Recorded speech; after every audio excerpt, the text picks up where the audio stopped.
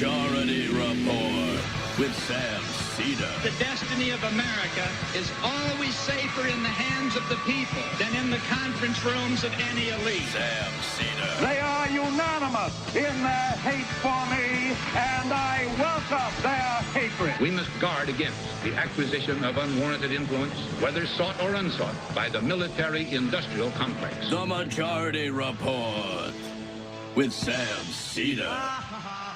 Ever get the feeling you've been cheated?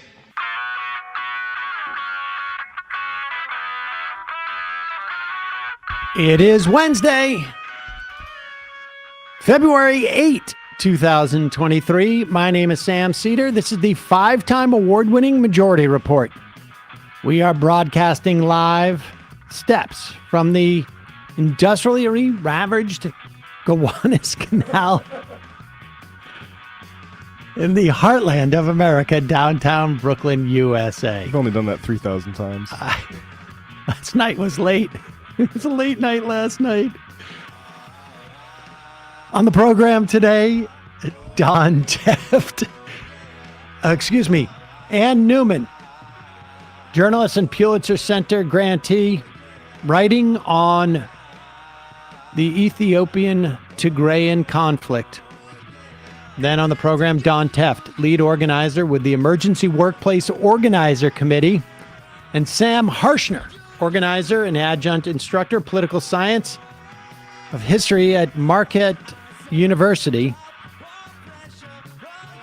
Also on the program today, Biden State of the Union draws Republicans into a pact to protect Social Security. Earthquake in Turkey and Syria. Death toll now surpasses 11,000, 15,000 injured. Democrats sweep Pennsylvania's special elections. They take the Pennsylvania House for the first time in 12 years.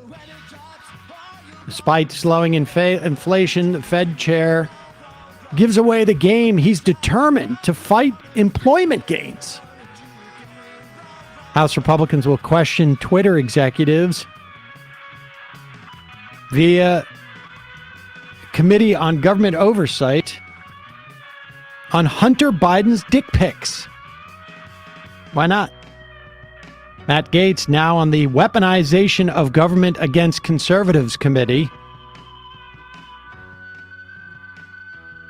DOJ says may end to the COVID emergency, that being May the month, will automatically terminate Title 42.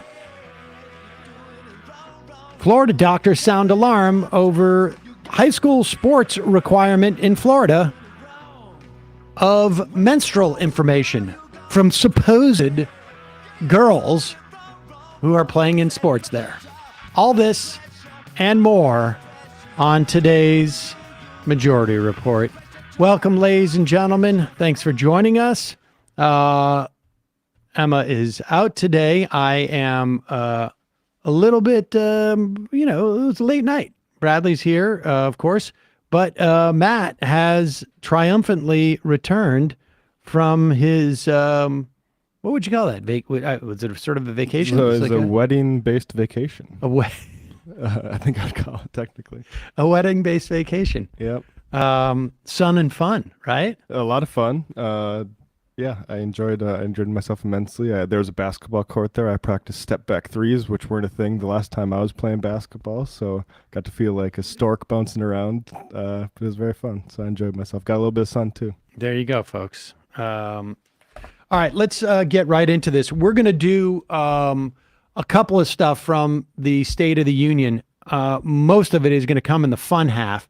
We also did some immediate analysis last night after the State of the Union, Emma and I did, which was slightly tainted by both, I think, wine here and some whiskey at home, but nevertheless, pretty spot on, I have to say. You may want to check that out. But let's just start with this. And this is, regular listeners will know that I tend to listen to the AP News in the morning, at the top and the bottom of the hours, just to get a sense of what normies are hearing about political events, because largely that's where people are going to hear about the State of the Union address. That type of presentation, those are the broad stroke narratives. And it was pretty striking because the AP was sort of playing it very subtly, but they played two clips. They basically said Joe Biden called for America to unite and for the parties to work together. And that was, they played something like this clip. And in fact, I signed over 300 bipartisan pieces of legislation since becoming president, from reauthorizing the Violence Against Women Act, the Electoral Count Reform Act, the Respect for Marriage Act that protects the right to marry the person you love. And to my Republican friends, if we could work together the last Congress, there's no reason we can't work together and find consensus on important things in this Congress as well. I think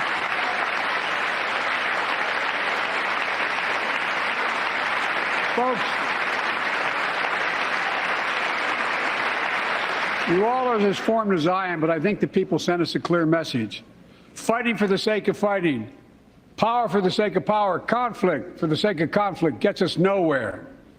That's always been my vision of our country, and I know it's many of yours. To restore the soul of this nation, to rebuild the backbone of America, America's middle class, and to unite the country. And then the AP said, but the Republican response was given by Sarah Huckabee Sanders, and this is what she had to say. And I don't have a lot in common. I'm for freedom. He's for government control. At 40, I'm the youngest governor in the country. And at 80, he's the oldest president in American history. I'm the first woman to lead my state. And he's the first man to surrender his presidency to a woke mob that can't even tell you what a woman is. In the radical left's America, Washington taxes you and lights your hard-earned money on fire. But you get crushed with high gas prices. Okay, that's. I mean, they didn't even play that the Washington lights your money on fire. They just played that part there, and there was really no comment. But pretty hard to come away with that thinking that they aren't sort of like there's not a subtle critique there. And here's the thing. If there are any other people, I mean, like, I sort of feel like the 2020 midterms, I should say the 2022 midterms, resolved the how worried are we about the woke mob taking over everything in terms of like a country. I understand that in the conservative mindset, in the reactionary mind, this is going to play over and over and over and over again. And every time it circles back around, it's going to be just as intense and terrifying until they move on to the next thing, right? Sharia law, Jade Helm. Jade Helm. I mean, like it just the caravan, and they just keep cycling through these things, and it's going to keep going. But in terms of like what the State of the Union address is, it's really just two competing, essentially one person plays. And in the broad strokes, it was pretty devastating. Not just because the odd thing is that I think Sarah Huckabee Sanders is the least damaged Republican in the like in all of the responses to the State of the Union. Like it destroyed the careers of most of the Republicans who did it. Jindal, I think Scott Brown. I mean, like it goes on and on. But I actually think that she, handled herself well. She wasn't, Marco Rubing it with the water. That, that's where the whole water bottle thing came from with Marco Rubio, was so thirsty. But in terms of like hurting the relative or helping the relative parties, there's just no fish in that pond when you're going out talking about the woke mob. And then the other problem is that you could hear it right there in those two sentences. he's the oldest president that we've ever had, right? Which is true. And that's a narrative. He's so old that he's ineffectual. He can't get anything done. But then in the next breath, she's talking about how the woke mob has taken over and is doing all this stuff with him as, I guess, presumably as some type of puppet, and it really is just too complicated of a narrative. Like, who am I supposed to vote against now? Do I vote against the woke mob and keep in the nice old grandpa? Or do I vote out the grandpa because he's not doing anything? But won't that just leave the woke mob? What are we supposed to do if I'm someone who even remotely is sympathetic to her message? Yeah, like is he dangerous or not? I think is the hard question to reconcile. Like, is he the dangerous one, or are the deep state bureaucrats who are unelected the dangerous ones? Well, and the point is like, on one hand, they're trying to say he's ineffectual. So he's dangerous if you let him drive the car down the road because he's too old to drive and he's going to hit somebody.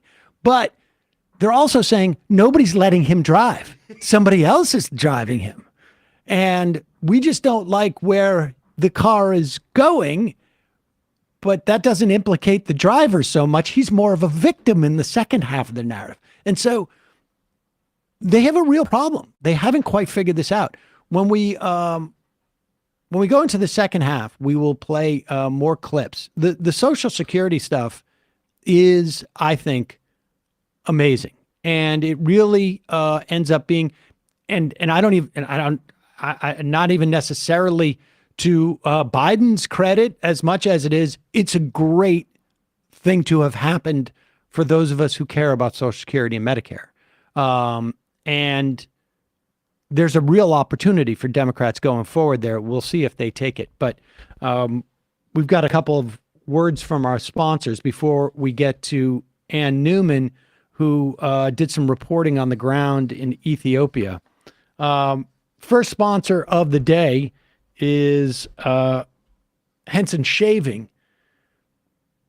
For a long time, we were sponsored by another razor company. And when I basically grew a beard and stopped shaving on a regular basis, I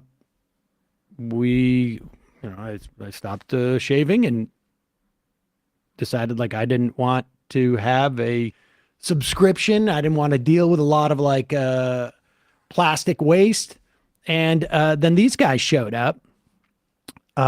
Henson Shaving is a family-owned aerospace parts manufacturer. They have made parts for the International Space Station. They've made it for the Mars rover. And now they are bringing precision shaving, or engineering, I should say, to your shaving experience. Disposable razors, among the other problems, tend not to give necessarily the best of shaves. And apparently the discomfort that people they face is not a function of how sharp the blade is, but it has to do with how far from the razor it extends. So you get these sort of like micro wobbles. By using their aerospace equipment, Henson makes metal razors that extend just 0.0013 inches, which is apparently like less than the thickness of a human hair from the razor. And that means a secure and stable blade with a vibration-free shave. The razor has built-in channels, which I think you can see there, that evacuate the hair and the shaving cream. Makes clogging virtually impossible. So no more, I guess, some people I know use their thumbs. I just bang it on the sink 100 times and run water until it comes out. But the other thing that's great about this is that these guys set out to make the best razor, not necessarily the best razor company business plan, as it were. There are no, once you buy this razor, it costs you somewhere between $3 and $7 a year to shave. There are no plastic. There is no subscriptions, There's no proprietary blades that you need to, pump in or whatever. There's no planned obsolescence. They use standard dual edge blades, gives you that old school straight razor shave with the benefits of a new school technology, i.e. this is Mars rover technology. So once you own a Henson razor, it's, maybe $3 to $5 to $7 a year to maintain the blades, but they're giving our audience a 2-year supply of blades for free. You just go to hensonshaving.com/majority. That's HENSON shaving.com/majority. Add a razor and 100 pack of blades to your cart, then enter the code majority to get your blades for free. The link will be in the description. I got a black one of these, incidentally. They got a couple of different models, but they're great razors. And the link will be in the description, podcast, YouTube, all of that. And also today's program and my presence here, not feeling like a disaster, is sponsored by ZBiotics.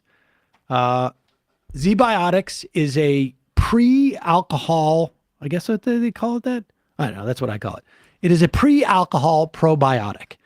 And it is genetically engineered. You drink a little bottle like this before drinking any alcohol to avoid a next morning where you can't talk straight at all. And that, frankly, I feel pretty good today. A little tired. I was up late, but you drink this much, and it doesn't matter if you have one drink or a couple of drinks or multiple drinks.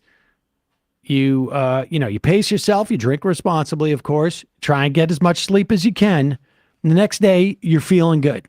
And how does it work? Generally, or I used to think that the reason why you felt miserable the next day after drinking was you got totally dehydrated.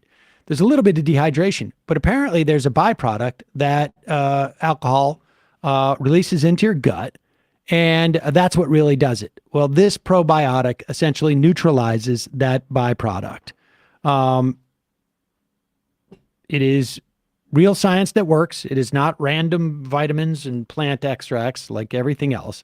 I used it on the cruise. I used it last night. It's great. And now you can get 15% off your first order of ZBiotics pre-alcohol probiotic by clicking the link in the description box. Use my code majority at checkout. So you go to zbiotics.com, zbiotics.com/majority. You get 15% off your first order. Check it out, and you will not be disappointed. All right, we're going to take a quick break. When we come back, we're going to be talking to Ann Neumann, journalist and Pulitzer Center grantee, on her reporting on the ground in Ethiopia.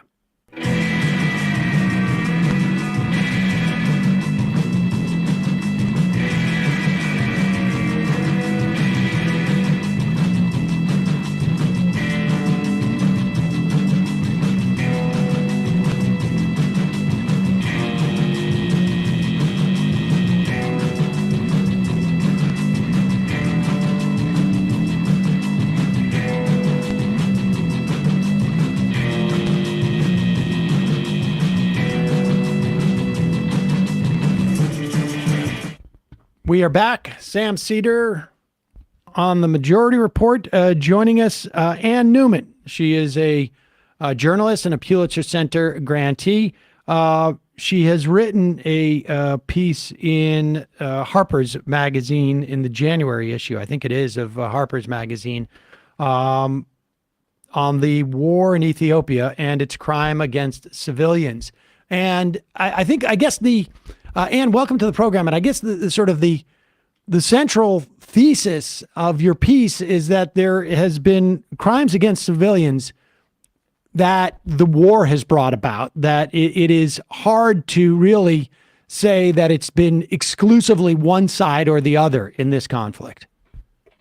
Yeah, I mean, the challenge of the war, beyond the fact that its context is complicated and there are just it's impossible to get to the territory where the war is actually taking place. The challenge was how then to write about the atrocities that this war brought about for Ethiopian people. And we'll get into the logistics, I assume, but that northern state of Tigray, which has been cut off from the rest of the country and was besieged by the federal troops, was impossible to get to. Any reporters there, local journalists or international journalists, were detained or booted out of the country. And this had gone on for a period of time. And I decided that it was still worthwhile to go and talk to refugees if I could find them, to talk to Tigrayans throughout the country who were also experiencing harassment, and to see what was taking place in the country itself. Because even though the federal troops were portraying themselves as the good guys, even though I could only be in safer territory, there was still a lot of violence that had taken place. And I just want to say it's the February issue of apologies. Harper. Not at all. So yes, a lot of violence. And I just wanted to, because no one else was writing about it, I wanted to see what I could do. I have to say, this is the second interview I've done in this conflict. And I held off for a long time because of more or less what you're expressing. I just had no sense. And there is such a concerted effort, it seems like, by both parties to claim that the other is engaged in a successful propaganda program, that it becomes really hard to assess from this distance. And I guess it was with mixed emotions I had that you found it hard to assess on some level, even from that close proximity. From sitting here in Brooklyn, it seems virtually impossible. But will you just give us, we've gone through this a little bit, but I'd like to refresh people's memories. Give us a little bit of the context for this conflict, because for years, when you talked about conflict in Ethiopia, it was with Eritrea. And almost what feels like in just a short period of time, that sort of reversed. Right. Yeah. And Alex DeWall, I believe, was your prior guest. Is that right? Yes. Yeah. He's fantastic, really knows his stuff, but also on social media and elsewhere has been undermined and called horrible names and deeply criticized. It's a deeply polarizing situation. I'll start with 2018. There were riots taking place all over Ethiopia, and the sitting then president decided to abdicate his role, and the ruling party, which is a coalition of various groups, the EPRDF, went through the process of trying to find a new leader, and they landed on Abiy Ahmed. And of course, in Ethiopia, we use the first names. And Abiy was half Oromo, half Amhara, and young, has a PhD, very appealing. And he seemed like the right person. He came to power, and the West loved him. He had a huge movement and support base in Ethiopia. He very quickly went to Eritrea, one of the most authoritarian nations on the continent, but certainly in the world, and made peace with Isaias Afwerki, who has been the leader there since 1991. And we can go back and track some of that interesting history at some point.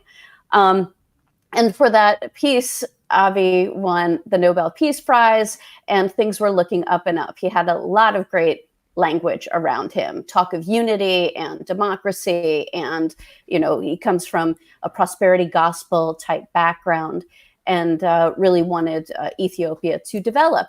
But it seems now that that peace deal also involves some conversation of how to get rid of both Abiy's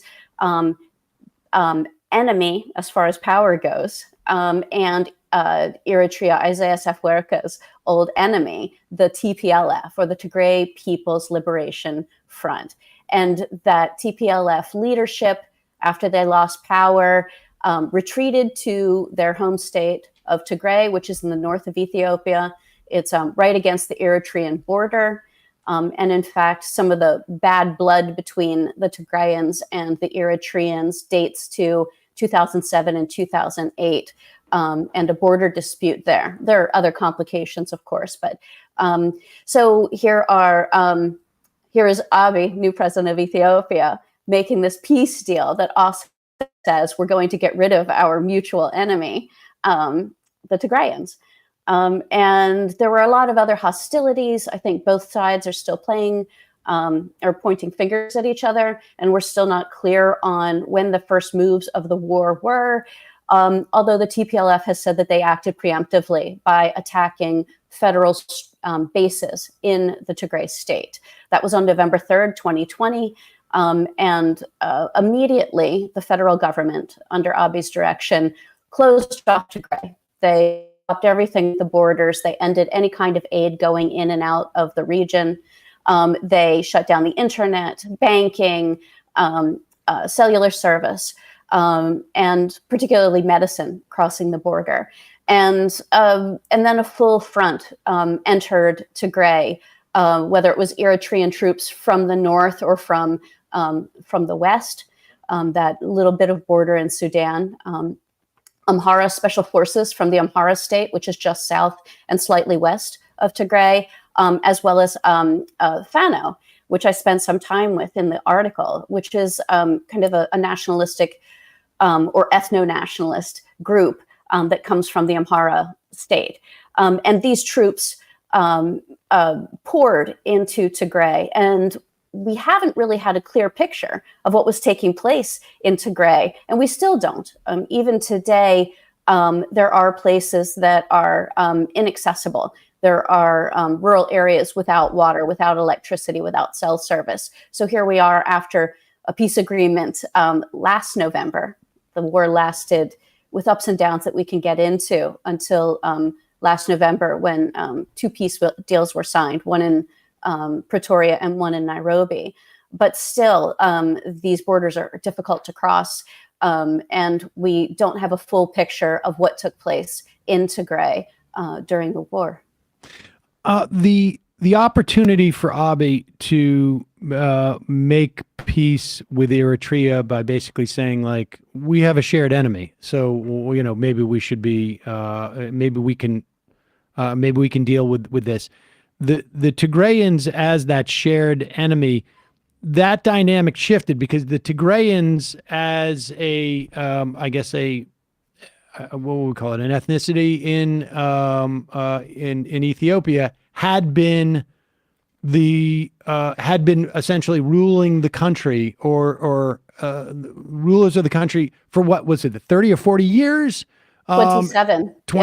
Yeah. And so the shift happened when the Amhara came back into power and then had the ability to basically say, like, our chief rivals are the Tigrayans. That's also the case with you, Eritrea. We can come together here. Well, Abiy's a little confusing, right? He's only part Amhara, but he has used the tool of Amhara nationalism to support his endeavor. And the TPLF have an interesting history with Eritrea themselves. If you know that backstory, when Ethiopia was governed by the communist group, the Derg, from the fall of Haile Selassie, so the 70s, until roughly 91. The Derg were overthrown by a combination of Eritrean liberation groups led by Isaias Afwerki and liberation groups from Ethiopia, specifically Tigray, and that was Meles Zenawi. So these two were bosom buddies, and it's really only because of the coordination of both of them that they were able to overthrow the Derg in 1991. Eritrea got its independence. Ethiopia then was able to push toward modernization. They're the ones who set up kind of this ethno-nationalist federation of states. There are 11 states. And they established a constitution and did a lot to bring, services and infrastructure to Ethiopia. But they were also pretty strong-handed. and their rule was protested for many years. I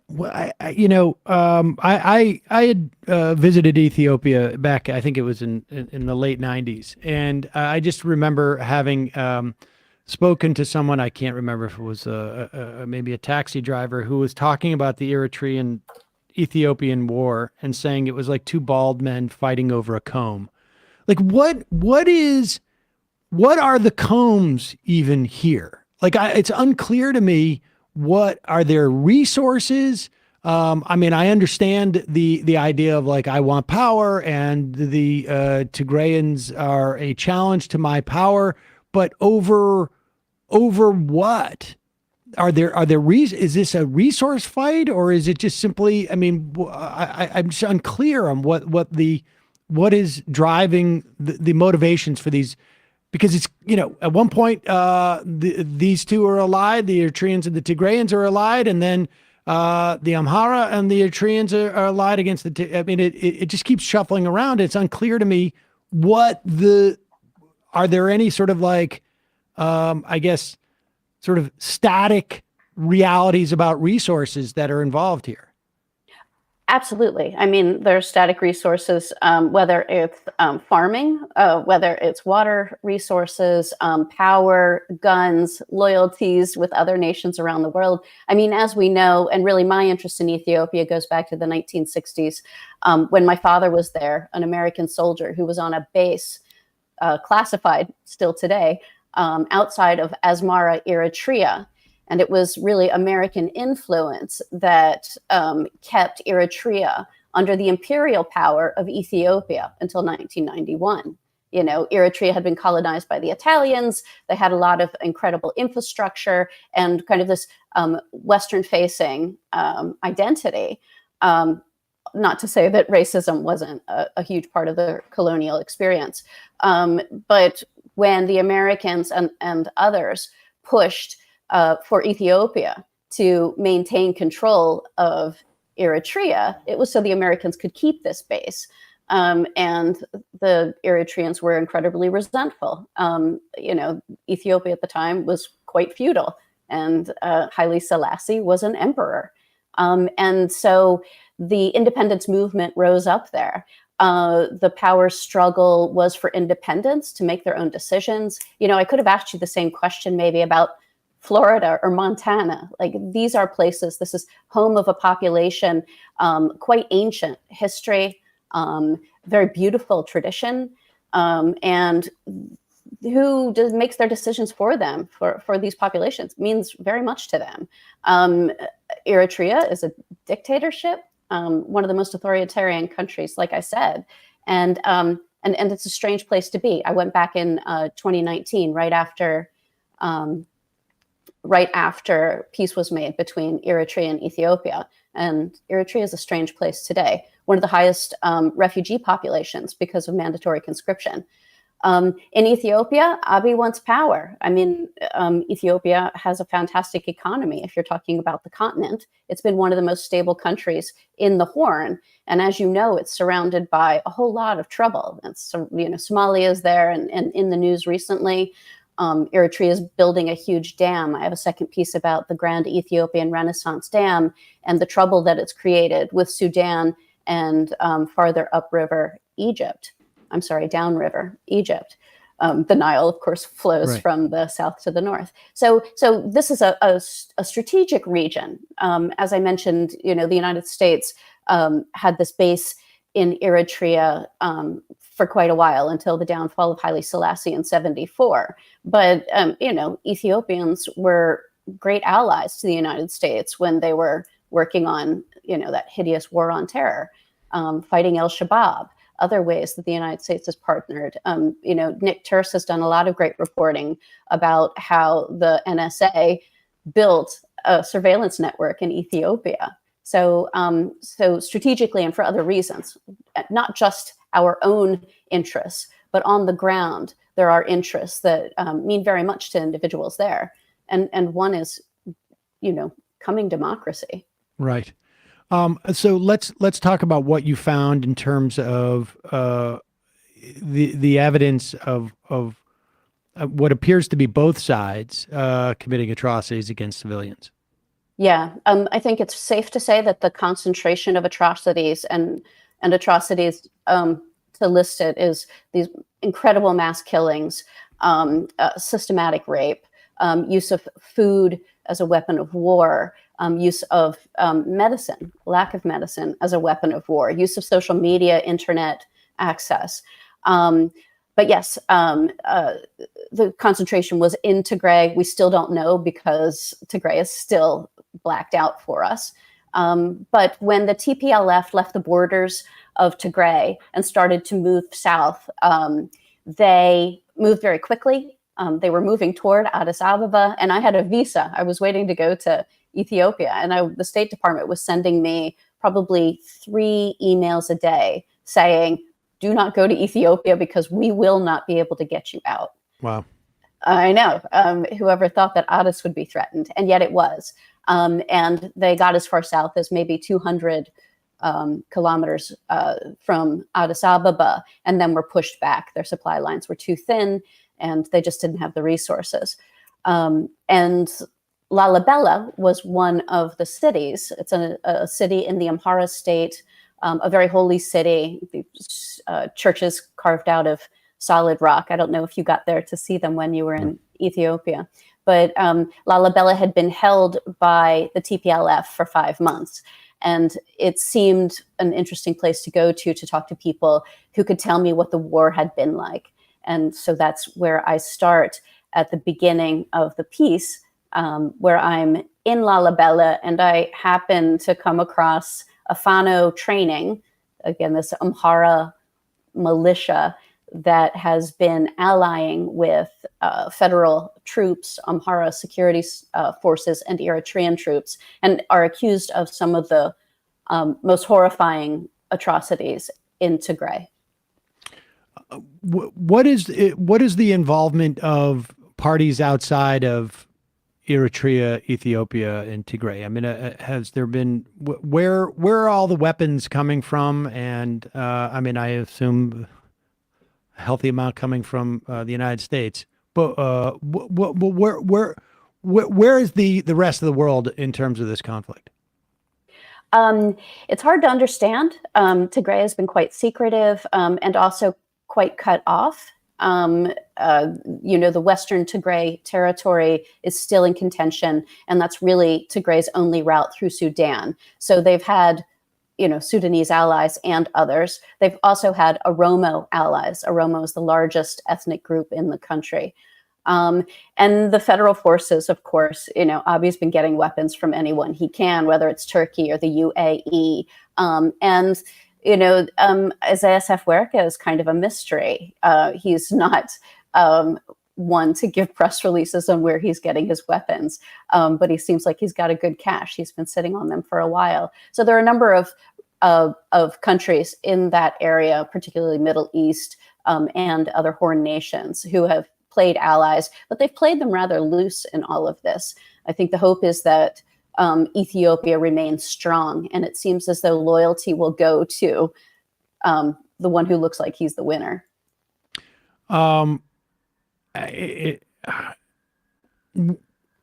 What would be the interests of outside groups? I guess just that Ethiopia maintains its strength, and that the U.S. still has its sort of resources there, I guess, or in terms of like a base, or just sort of, it's so unclear to me what the agendas are. Well, I just read a piece this morning in Financial Times about the role that Russia is playing in seeking satellites there. So they're using Wagner Group and other resources to build loyalties across the Sahel.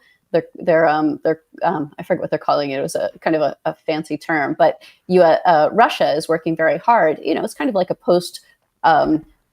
post-colonial era where in my father's time, he was in the Horn of Africa trying to secure allies for the United States. It's kind of a proxy Cold War was building from the 1960s forward. And I think we're seeing a period of time as well where China is sinking tons of money into the continent, and Russia has its own power plays as well.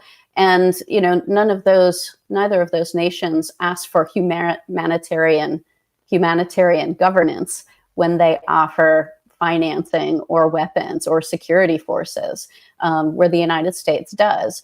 And it depends on what fight you want to discuss. Is it, spreading democracy, which is kind of a flaccid term at the moment? Like, of course, we don't want to see these kinds of atrocities taking place. Or is it influence? When you look at the UN vote on Ukraine and Russia, should Russia be sanctioned? Look at the number of African countries that were quiet and said that it shouldn't. Interesting. Yeah. All right. Lastly, how is it that do you shut down the entire country and have so little information come out? I mean, it's just like, it just seems, are there other outlets somewhere, outside of the States? How have they been so successful in keeping this information sort of like so bottlenecked? Yeah, misinformation, disinformation, all of that has been incredibly helpful. The borders have been impassable. Aid groups have not been allowed in. Like I said, even today, last week, a bunch of journalists in Somali state of Ethiopia were incarcerated. So I think the government is really scary. They're unscrupuled and they're willing to silence anyone they can. And they, when you turn off the internet, when you turn off cell service, right, you've got refugees coming out, but they're still afraid. And also, this is a part of the world where punishment of families of those who speak out is not unheard of. And so, we use a few pseudonyms in my piece. I spoke to a Tigrayan in Addis Ababa, who had been detained and incarcerated along with his wife for a period of time. The federal government was doing that during a part of the war as well. And fear. And as you've seen, so much misinformation, disinformation on the internet. Well, Ann Neumann, the piece is Falling Like Leaves. It is in the February issue of Harper's Magazine. We will put a link to it. I can't recommend it enough to people. If you have been in any way bewildered by this, by what's going on there, this is a great place to start to get your bearings, both in terms of context and in terms of what's going on. Thanks so much for your time today, and great job on this reporting. Thank you so much, Sam. Take care. All right, folks, we're going to take a quick break. And when we come back, we'll be talking to Dawn Tefft. She's a lead organizer with the Emergency Workplace Organizer Committee, and Sam Harshner, who helped organize at Marquette University a union with the help of EWOC. We'll be right back after this.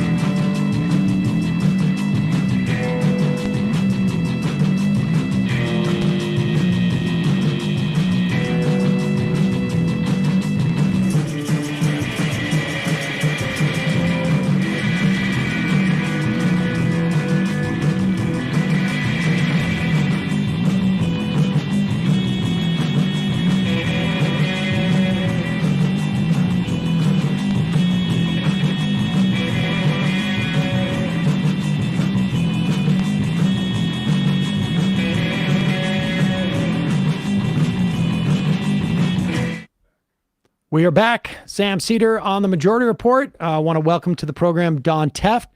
She is a lead volunteer organizer with the Emergency Workplace Organizing Committee. She is also a labor organizer herself. And Sam Harshner, who is also a labor organizer and adjunct instructor of political science and history at Marquette University. Dawn, let's start with you. We've had EWOC, the Emergency Workplace Organizing Committee, has come up a lot on the show over the past, I don't know, 6 months or so, maybe longer. At time I don't really have a concept of anymore. But tell us what EWOC does. So EWOC was formed in March 2020 in response to the pandemic. It's a joint project of the Democratic Socialists of America and United Electric, one of the unions that is most dedicated to helping workers organize democratically and to helping workers take action as necessary, which is also something that DSA is very invested in. You know, democracy and action is necessary in order to get movement on the things that workers and voters both care about. And employers weren't protecting workers during the pandemic. So not enough employers were providing masks or PPE or safe distancing policies, remote work policies, or hazard pay for frontline workers. So we were supporting workers in pretty much every major industry around the country and have now helped thousands of workers as a result. And we were helping them identify a short list of, say, key issues and create a campaign to win on those issues. And to do that, we help them in a variety of ways, from providing them with organizing training to helping them build lists of coworkers to talk to about organizing and to planning escalating actions. And then now we've transitioned to helping workers form unions, which is our primary area of focus, since unions provide workers the ability to negotiate legally binding contracts, which means the employer can't just take back any of their organizing wins over time, which they can do if they don't have a contract, right? And so for this, we help them form organizing committees that are representative of the workplace, like in terms of, gender, race, background, these financial background, these kinds of things. And then educate the committee about how to have effective conversations with their coworkers that really help the group learn about the major issues in the workplace, the things that the most workers care about, the things that are rising to the surface, and that over the time, lead to commitments to form a union from a majority of workers. And right now, for instance, one of our major focuses is supporting Chipotle workers in forming unions. So if you or someone you know works at Chipotle, we'd love to hear from you. All right. Well, I want to come back to that, but I mean, so broadly speaking, and I hate to use this word, but you guys are almost like ad hoc consultants for people who are looking to organize and perhaps unionize. Correct. Yeah. We advise workers, but we have a very democratic worker-led process where we're really training them and then advising them along the way. And it's to empower them so that they now have this information moving forward and so that they can make informed decisions on their own. And so we're advisors, but it's always up to them what to do with that advice. And we really just try to help them sort of stay on track, move forward, think strategically, things of this nature. So Sam, you're an adjunct instructor at Marquette, and Marquette instructors and academic workers, I guess, we're looking to organize. So from your perspective, tell us that story, because it's almost like a case study, if you will, of what EWOC can do for folks who want to gain some power in the workplace. Well, I should expand. I mean, there were legal impediments to us actually forming a union at the time we worked with EWOC. And so our campaign was largely focused on trying to ensure that there were no job cuts in the midst of a kind of a unique world pandemic situation. So ultimately, the work we did with the EWOC allowed us to cut a proposed, 450 cuts down to about 60 people losing their jobs. So I think, they showed their worth right there. EWOC did just what Dawn said. I mean, helped us build our internal network, which meant how do you start understand how to build lists? How do you have difficult conversations? How do you get over that aversion to having awkward conversations with colleagues? That's maybe the most important thing. How do you use your personal connections to try to build activists out of those kind of friendships and acquaintanceships and kind of relationships with colleagues? And it was, we also taught us to create public-facing organizations like this Marquette Academic Workers Union, like a group called Our Marquette, which was mostly tenure-track faculty, students organizations that allow people to know who you are and know where to put their energy. And so all of those things were really built off of the advice and kind of the structures Dawn provided for us.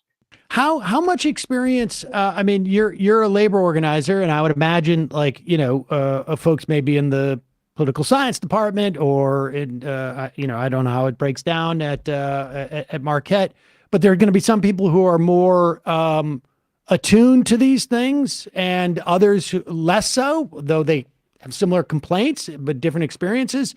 Like what was the baseline for this? Like how much was, how did that first come together? Were people just walking around like, what do we do here? And and then how did that sort of progress?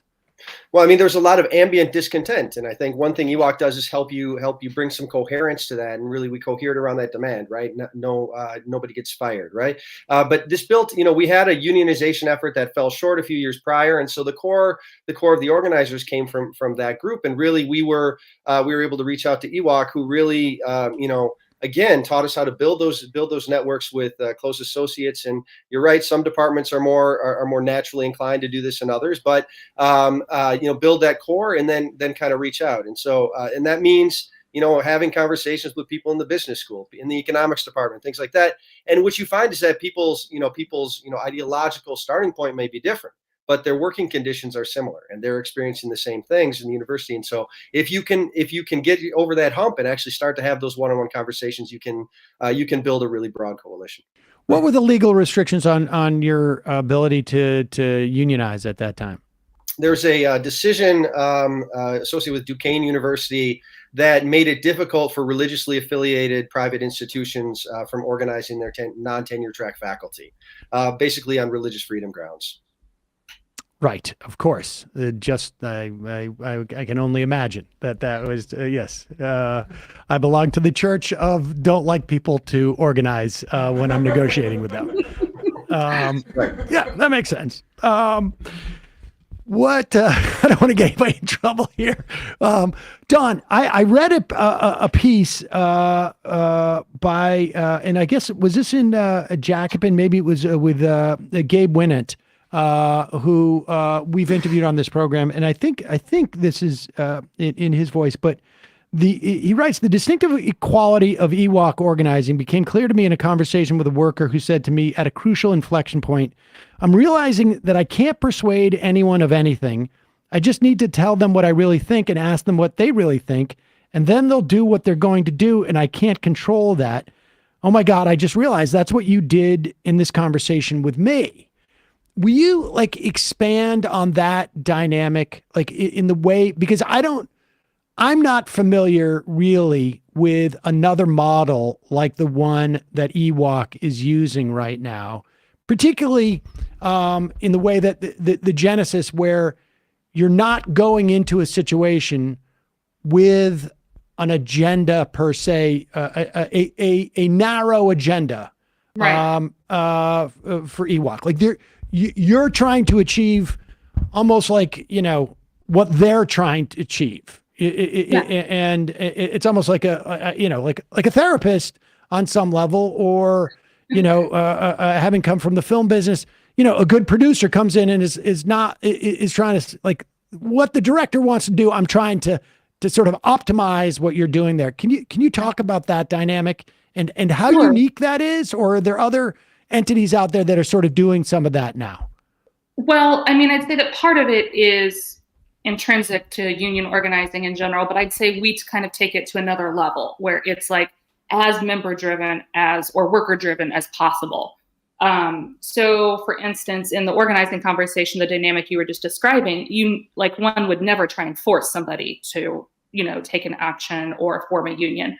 What you're doing is you're trying to learn about them as people, and you're trying to learn about the issues that they care about, because people are motivated by what they care about. And so once you hear about and learn about them as people, form that relationship of trust and get at what really motivates them, then you find out, they really need healthcare because they've got 3 children, And then you talk to enough people and you realize, look, a lot of people care about this. And so you can really connect people around those shared issues, and you sort of agitate them to feel the injustice of it, and to feel like, oh, we're all worked up about this. We can do something about this collectively, because we're kind of taught to accept the things that we complain about, right?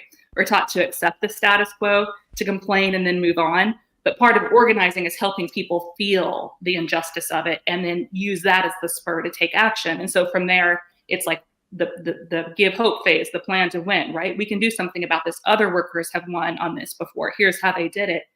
And so it's helping workers find that, right? Know how to talk to people in the ways that really foster other workers' input into the process and their abilities to assist with the organizing, and not just be a voice in it, but be the organizing, because there is no organizing outside of a group of people. Like if you're forming a union, the union isn't a group outside of those workers. It is the workers. And so it's the most successful, the more voice that they have. And we really put that at the forefront. And, Sam can attest that I helped them identify major issues, right? And then organize around those and figure out what would work best for their group, given their conditions. So they're the experts in their workplace. I was never the expert in their workplace.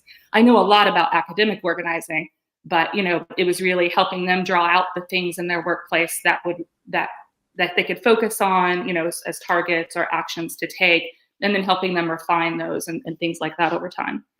Sam, was there a particular dynamic that you saw? Like, I guess what I'm thinking of is, and maybe it's different in the context of an academic setting, where, there's a socialization that happens, or at least I perceive one in an academic setting that seems maybe, in some ways, more extensive than in other work situations.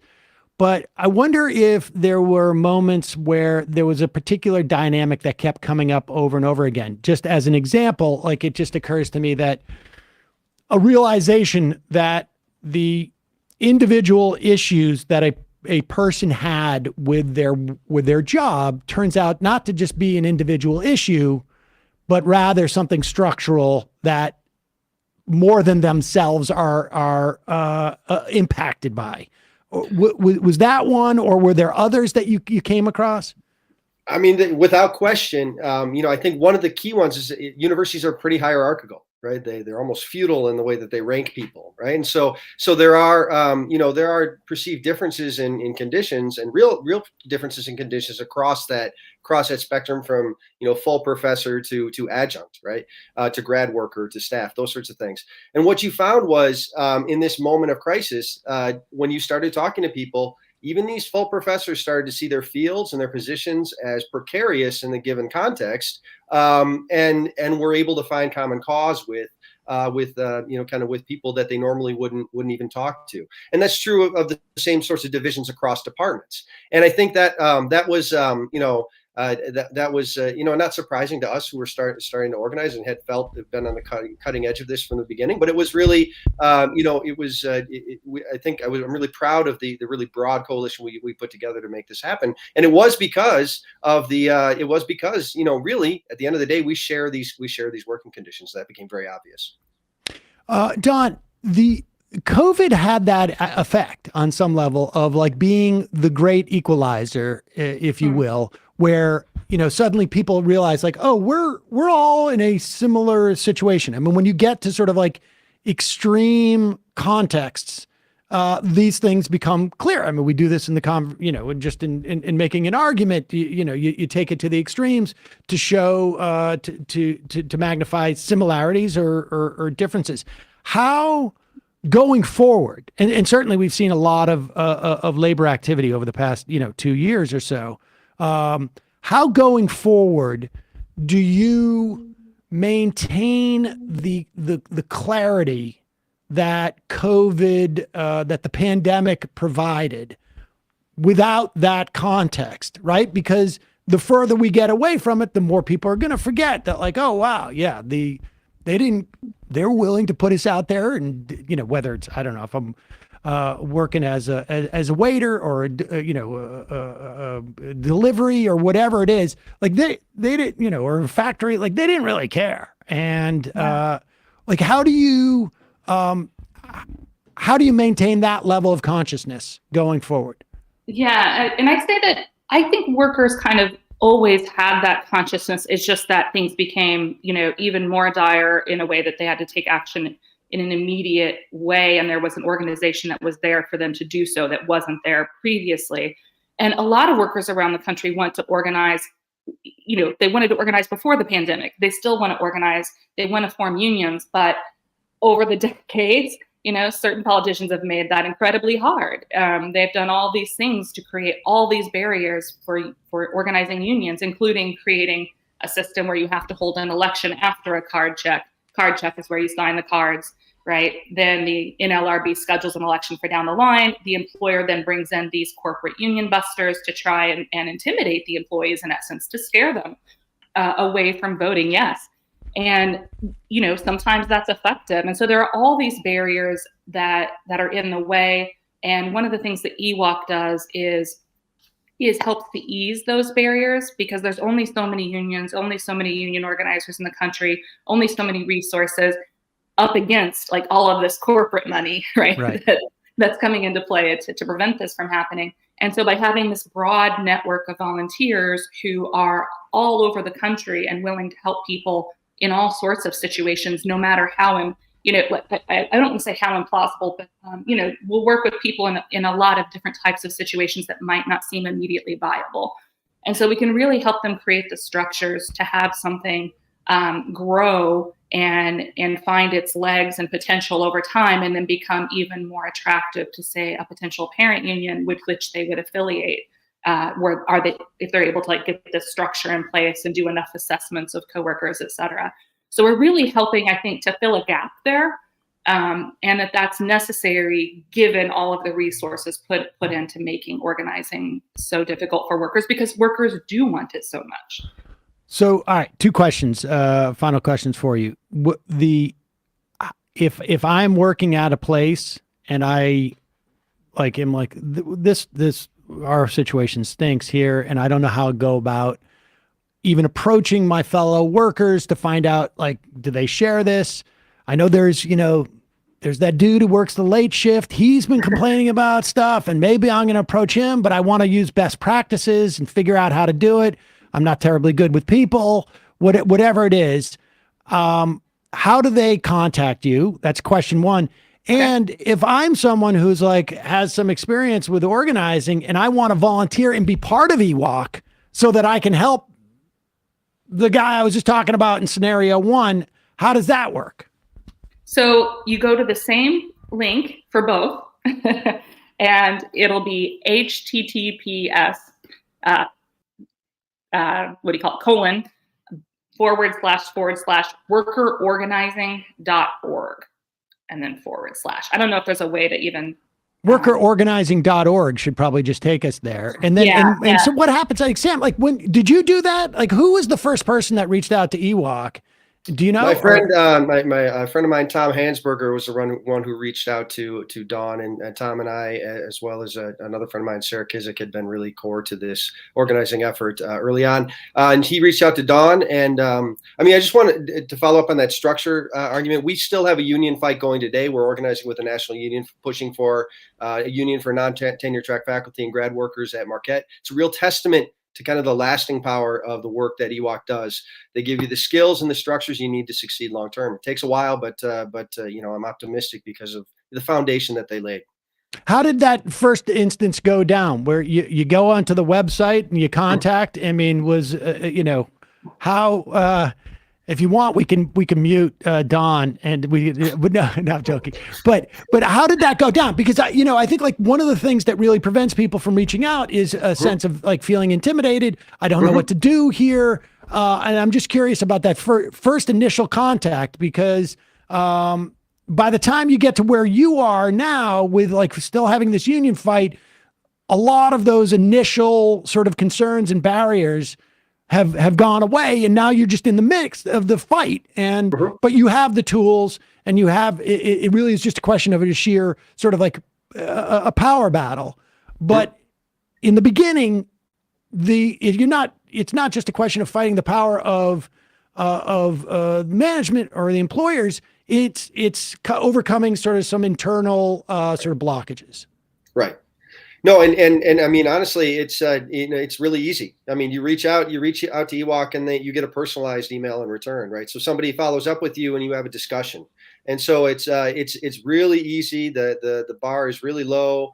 I think everybody should donate to EWOC so that they have the capacity to do more work. But it's not intimidating at all. And again, I mean, I think their worker-centered approach is really clear, even in that first instance, where they're there to ask what's going on with you, and then kind of what you want to fight for, and they'll offer kind of some ideas for what kind of structures or what kind of assistance they can offer as a result of that. And it's a really good way to get started because these are some of the most experienced and effective organizers I've come across. Well, folks you can Google EWOC, EWOC, and Emergency Workplace Organizing Committee will pop up. It is workerorganizing.org. Dawn Tefft and Samuel Harshner, thank you so much for your time today. Really appreciate it. Thank you. We actually did mute her by mistake. Appreciate it, Don. All right, folks, we're going to take a quick break and head into the fun half of the program, wherein we will recap some of the stuff that happened last night, the State of the Union. Again, you got to preface this a lot. I found last night, I found it necessary to preface. I don't think anything necessarily real or material comes out of the State of the Union. Not necessarily. Although I last night, if there's ever been an exception, it may be last night.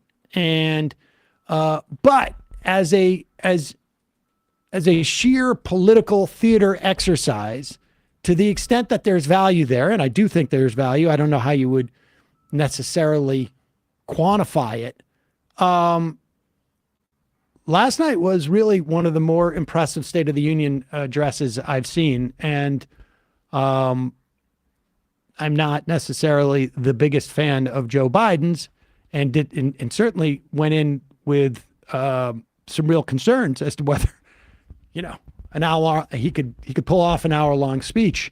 But it was pretty impressive, and we'll go through some of the what I think are potentially the most lasting implications of a speech that generally, like a week after it's done, you never even reference it again.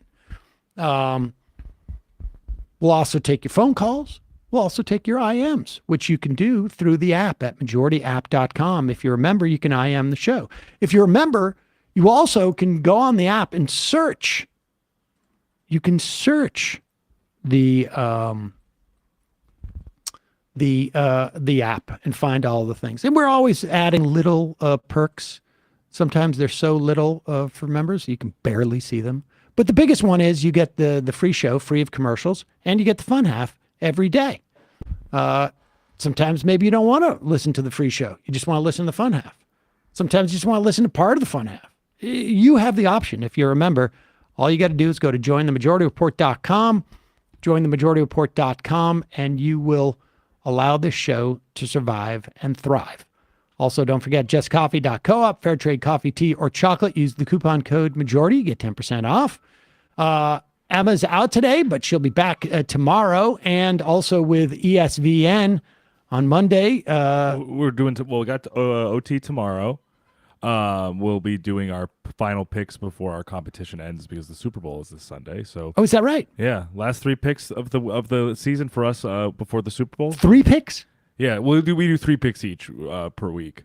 What do you do? Like completion rate? And, well, this one will be tough because it's only one game. Usually we're doing lines for it, but now we'll do like over-unders and stuff like that. The betting lines, though. Yes, the betting lines, excuse me. But yeah, so yeah, wholesome. We'll preview that, preview the Super Bowl trade deadline at 3 p.m. tomorrow for the NBA. So youtube.com/GSVN show for that. Do you guys do like funnels on this program too? Oh, shotgun a beer. Yeah.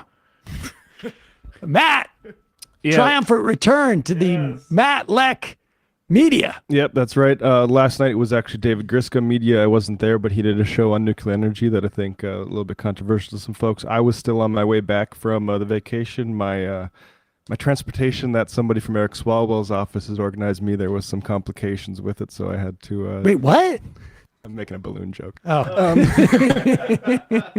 But I do want to plug, I also became a monthly DSA member for exactly like reasons like the ones we discussed with the guests today. And, you know, there's a lot of like, Oh, wait, no. as somebody not super involved in the meetings, and like I think there's a lot of maybe demoralizing stuff that goes on for the folks who are really involved when it plays out on Twitter and stuff like that. But I think that stuff maybe like just needs to be channeled a little bit better. But like you see this actual work being done, and it makes me very proud to be a member of that group. All right, folks, there you have it.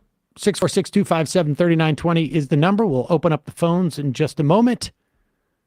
See you in the fun half. You are in for it. All right, folks, 646-257-3920. See you in the fun half. Are you ready?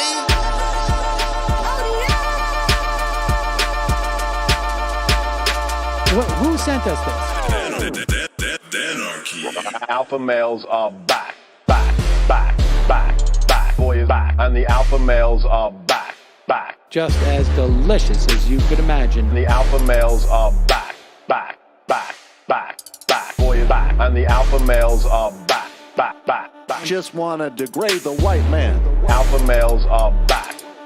I take all of it in my throat. Alpha males are back. Snowflake says what? The alpha males are back. You are a madman. And the alpha males are back. Oh no, Sam Seder! What a fucking nightmare! Bring back DJ. Yeah, or a couple of them. Just put them in rotation. DJ Danner. Well, the problem with those is they're like 45 seconds long, so I don't know if they're enough of a break. That's fucking nonsense.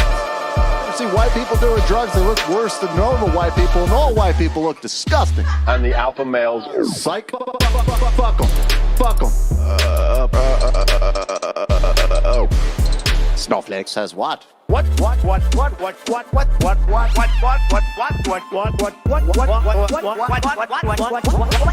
Snowflake says what? A hell of a lot of bank. A hell of a lot of bank. A hell of a lot of bank. Okay, I'm making stupid money. Hell of a lot of bank. A hell of a lot of bank. All lives matter. Have you tried doing an impression on a college campus? I think that there's no reason why reasonable people across the divide can't all agree with this. Psych. And the alpha males are back. And the Africans are black African. And the alpha males are black. And the Africans are back. When you see Donald Trump out there, doesn't a little part of you think that America deserves to be taken over by jihadists? Keeping it 100. Can't knock the hustle. Come on, fuck 'em. Things I do for the bigger game plan. By the way, it's my birthday. Happy birthday to me, Jew boy. I have a thought experiment for you. And the alpha males are back. Africans are black. Alpha males are black. Africans are back. Come on. Come on. Someone needs to pay the price for blasphemy around here. I am a total pussy.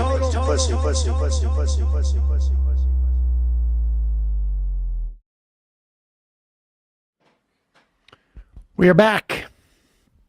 Sam Seder, Majority Report. Punch Drunk Pulpit. Tough break for Matt. That his worst take ever, DJ Danarchy songs being too short, is immortalized in the fun half song. That wasn't a take. That was a passive-aggressive prompt for Danarchy to do some more work for us. Hey, Sam, have you checked out the new hit geriatric film 80 for Brady yet? I think you'd really like it. As you're a Patriots fan, you're also extremely old. I could not believe Gorgon's back pain. That trailer for that movie. Have you seen the trailer for that? No. It's like a elderly woman buddy comedy where they like go follow Tom Brady around in his last season or something. It's Jane Fonda, Sally Field, Rita Moreno, and Lily Tomlin, and it's like it centers around 4 like older women who are huge Pats fans who like get a chance. I saw an ad for this, and I thought it was a joke. No, it's a real movie, and Brady produced it. Oh my God. Yeah, it's like Brady's movie. Oh, jeez. Oh, Jesus. All right. Where is Jessica Hyde? Hi, Sam. Can I get a shofar for having my shofar request blown off yesterday? Sure. Congratulations on that.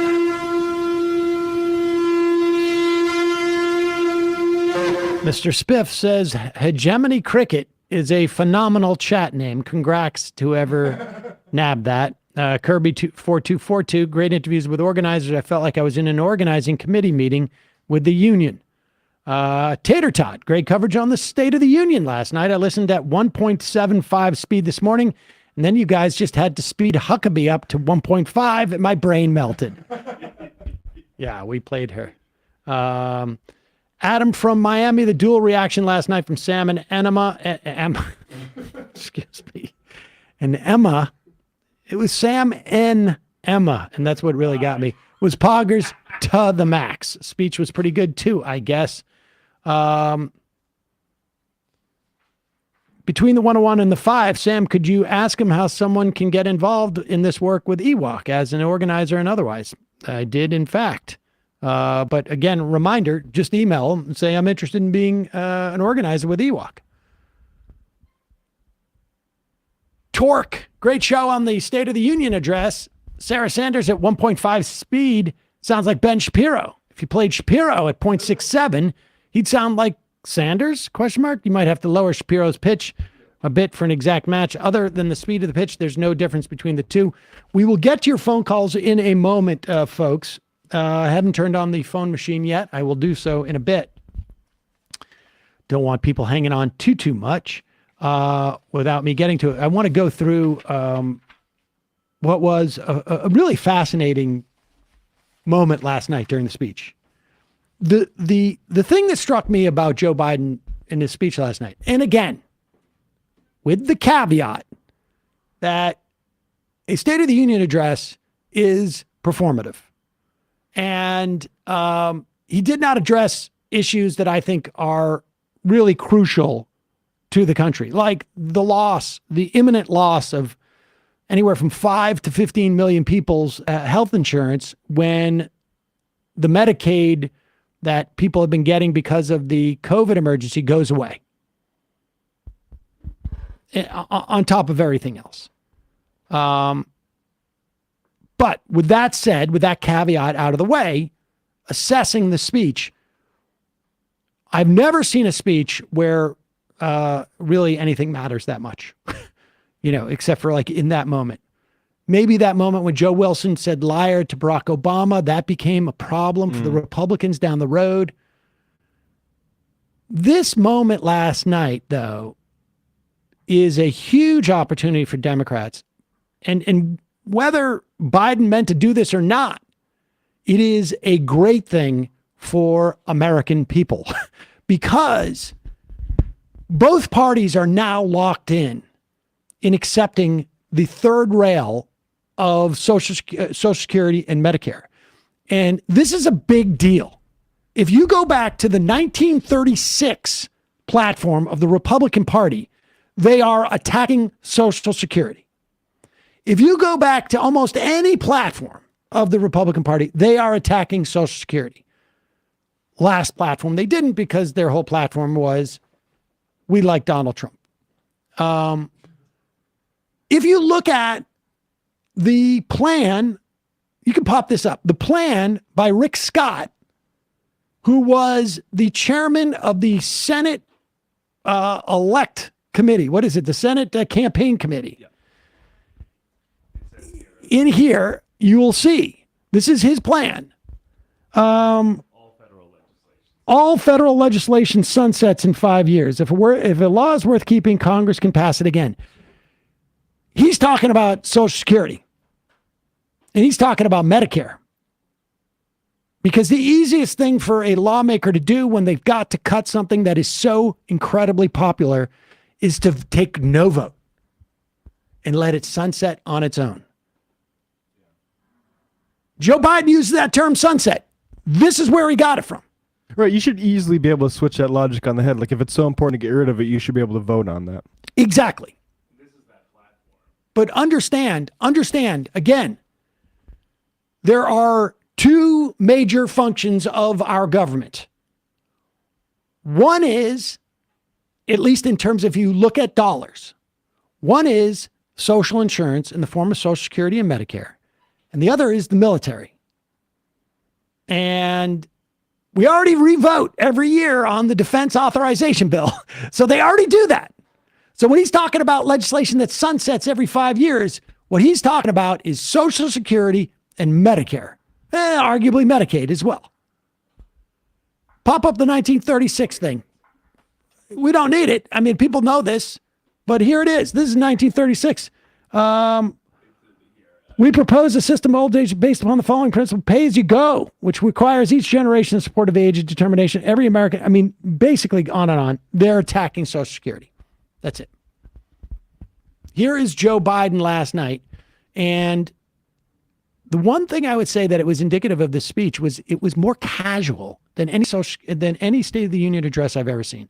And it's always like being in Parliament. Prime Minister's questions. Before the big gesture here, you'll see that like when he mentions the sunsetting, there's like the heckling. Is it's wild. And they're like, where did that possibly come from? Not from the guy who's in charge of making sure all our senators get reelected, is it? Instead of making the wealthy pay their fair share, some Republicans want Medicare and Social Security to sunset. I'm not saying it's a majority. Let me give you, anybody who doubts it, contact my office. I'll give you a copy. I'll give you a copy of the proposal. That means Congress doesn't vote. Well, I'm glad to see you. No, I tell you, I enjoy conversion. You know, it means if Congress doesn't keep the programs the way they are, they'd go away. Other Republicans say, I'm not saying it's a majority of you. I don't even think it's even a significant, but it's being proposed by individuals. I'm not politely not naming them, but it's being proposed by some of you. Look, folks, the idea is that we're not going to be moved into being threatened to default on the debt if we don't respond. Folks,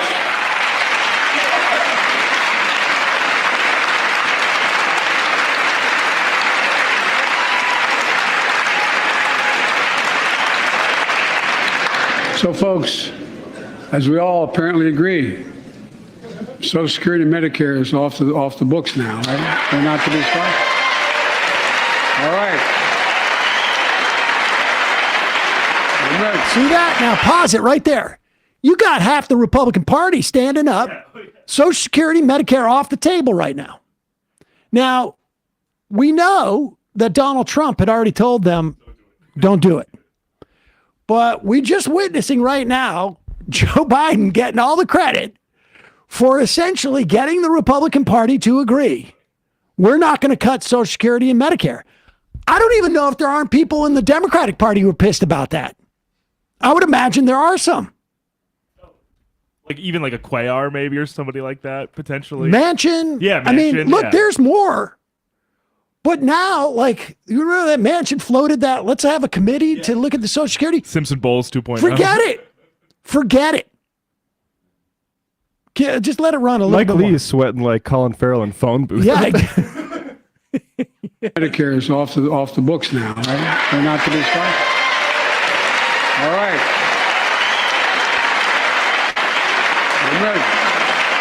We got unanimity.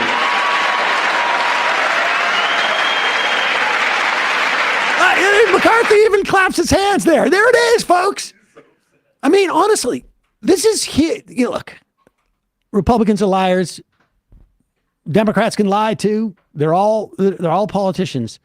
But we just have like a couple of like 30 seconds of tape where there seems to be unanimity. We will not cut Social Security We will not cut Medicare. And a good politician in the future can remind people of that fateful day, February 7th. I remember where I was, 9:30 in the evening, when both parties, in a sign of American unity, like we should return to, said forcefully, we will not cut Social Security. We will not cut Medicare. I will be faithful to that unity. In fact, I think we today should agree to increase and expand Social Security. And if Medicare is good enough for our seniors at age 65, it's good enough for our people at age 50. In fact, 45. Hell, it'll be cheaper just to do it for everybody. Everybody. I mean, honestly, in the next State of the Union, Joe Biden has an opportunity to say, last year I was up here, man, and we all agreed, no cuts to Social Security. Can we all agree tonight? We're going to expand Social Security, and we're going to drop the Medicare retirement age to 55. Everybody, who's here with me? And just watch half of the audience stand up, and you go into your election, and these people don't want to help with Social Security and Medicare. There's a real opportunity there. Do I think he'll take that? No. But do I think other politicians in the future are going to keep reminding the American public and the news media? We're all agreed. We don't need a commission on how do we cut Social Security or Medicare. We need a commission on how do we expand Social Security and Medicare. Protected for our grandkids. I mean, that's a big deal.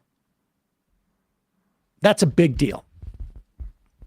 Particularly for a State of the Union address, right? Like, I mean,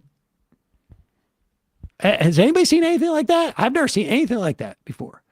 This is a position that the Republican Party has had for 80 years. Almost 90 years, actually. And they just basically said, we're not cutting it. It's just a question of, do we believe them? Well, I don't know. I think that third rail, and you know what you do when they concede the third rail, you start to expand the third rail. You build a fourth. This is, and on top of, okay, so we've just watched that clip where Joe Biden had got the Republican Party in front of the country in a nationwide address to stand up and applaud that cutting Social Security and Medicare off the table. And then it's like the Republican Party essentially mobilized to remind everybody that the American public does not trust them on Social Security and Medicare, and that they are vowing to essentially change the position they've had for 90 years and protect Social Security. Here is Frank Luntz, the ethically and follically challenged Frank Luntz on CNBC Squawk Box. Now, I should tell you, Frank Luntz, I don't know if he's still Kevin McCarthy's roommate, but for years, literally his roommate. Frank Luntz was the guy who, after a 14-month-long investigation, was censured by the National Pollsters Association for lying about how much people liked the contract for America. Publicly lying about it, fudging his poll numbers. There have been report after report after report, former workers saying he's a scam artist. He's going out there and he is basically a hired mercenary. If he is out there saying this, it is because Kevin McCarthy is desperate to have this said. And it is, again, like, you want to remind people about your history of Social Security? Be my guest. This is pretty funny.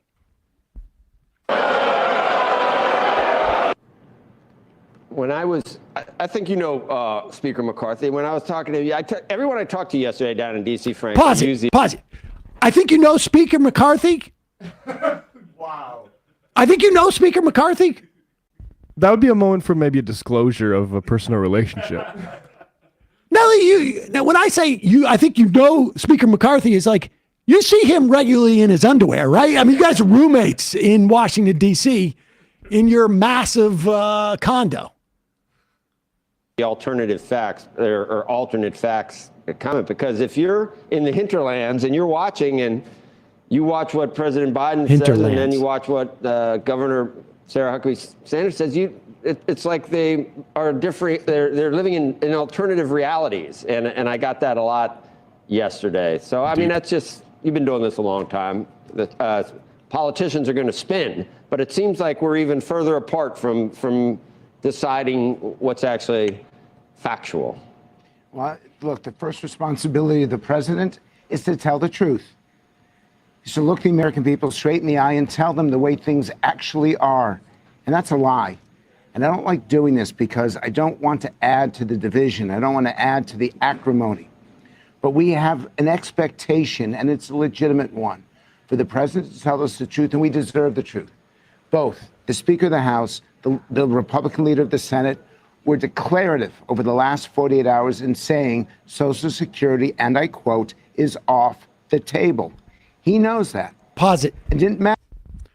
Pop up that paper from the Rick Scott, the guy in charge of getting Republican senators elected in the Republican Senate caucus. Rescue America. The words are all federal legislation sunsets in 5 years. If a law is worth keeping, Congress can pass it again. The biggest of all laws is the Social Security Act and Medicare. And what did Joe Biden say? Some of you, not all of you, maybe the minority, maybe proposed sunsetting Social Security and Medicare. So Frank Luntz is not only a literally certified liar by his own pollster organization. He's not only telling a lie on national television that that's his hair. He is lying about Joe Biden lying. And he's also, he sort of knows Kevin McCarthy, his roommate for years. I mean, this is just really, this takes a lot of balls from this guy. Can we get a poll in on a wellness check for Luntz too? Yeah, exactly. Well, he's been worse. He's been worse, believe me. I remember during the Obama years, he was like, he wasn't getting hired and he was sitting at home just eating bowls and bowls of puttanesca pasta. I think that was the story. But continue here. Yeah, and tell them the way things actually are. And that's a lie. And I don't like doing this because I don't want to add to the division. I don't want to add pause it. Yeah, there's another lie. The guy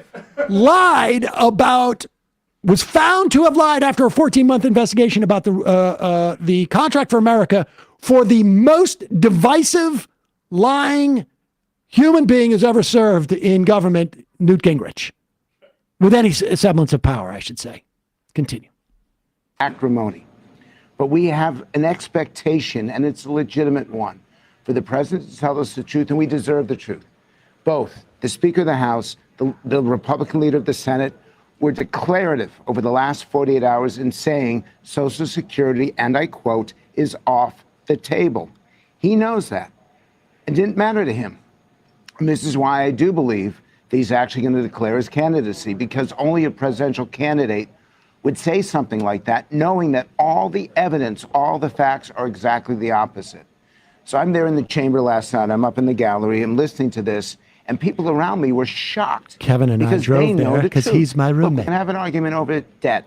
We're going to have an argument over the debt ceiling, over those votes, over cutting wasteful Washington spending. But in the end, you have to look into the camera and say what is factually accurate. And the idea that Republicans are going to sunset, not just trim or reform or strengthen, but sunset Social Security is crap. And I would use a stronger word, but I don't want to get kicked off your network. Well, I mean, you're right. I don't think we need to hear any more of that. I mean, the idea that Frank Luntz, look at that image of him up there. Holy cow. Squawk box more like Sputterbox. Yeah. That's as somebody who 10 years ago I was a fact checker in London. The one thing to know about fact checking is it's more of a rhetorical genre than it is like a scientific process. Yes, but it just the idea that the response to Biden's speech from Kevin McCarthy's roommate or once roommate is Joe Biden lied when he said that we are hostile to Social Security. It is really, really, I think, I mean, it is, I don't, masterful. If you were to sit in the room when they're writing the script for the State of the Union and somebody says, look, you're going to put this in there and tomorrow you're going to have all the Republicans going out and saying, he accused us of being hostile to Social Security and Medicare. We are not hostile to Social Security and Medicare at all. Everybody in that room would go like, dude, are you drunk? Are you high? That's like, how could we possibly have that happen? That's like the best case scenario. Well, it's like the LBJ thing, make the son of a bitch deny it. Yeah, exactly. This is like, people have fantasies of this. Like that the Republicans will be out there just reminding everybody how hostile they've been to Social Security and Medicare for 90 years. And now the limp old man basically forced them to go in front of the American public and pledge not to cut Social Security and Medicare. I mean, it's crazy. It really is crazy. And the son of a bitch denied part, that was about things that weren't true. This is actually true. They just all know to hide it except Rick Scott. Exactly. Exactly. Really, really impressive. Oh, and speaking of how no Republican would ever be for cutting Social Security, we played this clip before, but it's worth playing. We can keep it as part of this Frank Luntz denial video. This is just from a couple of weeks ago. Representative Rick Allen, Republican of Georgia, aside from the guy in charge of reelecting and getting new Republican senators elected, saying that we should sunset Social Security and Medicare. Listen to this dude. Listen to this dude. What reason the age of retirement? That's interesting that you asked that question. People come up to me, they actually want to work on it. Mm-hmm. Yeah. So that's on the table, you're saying? Well, if people want to work on it, maybe you need to give them an incentive to do it. Okay. Yeah, that's the way to solve every one of these problems, by the way. I know. And actually, grow wealth at the same time. Mm-hmm. Just take that right there. Yeah, got to use your brain, man. Got to use your brain. If people want to do something, very important, you incentivize them to do it by making them work longer. Just got to use a little bit of your noodle.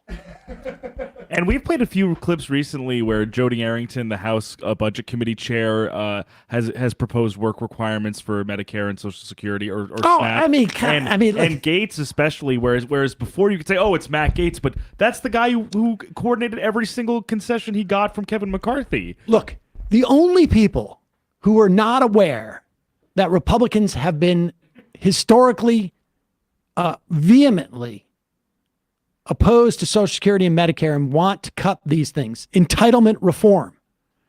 The only people who are so young that they're not even thinking about those things yet. But everybody over the age of 45 years old knows the Republican Party, like the bedrock principle they have is entitlement reform. Got to be entitlement reform. Got to be. That I just found just incredibly impressive about the whole thing. Really impressive. So good for one more clip of the State of the Union address. The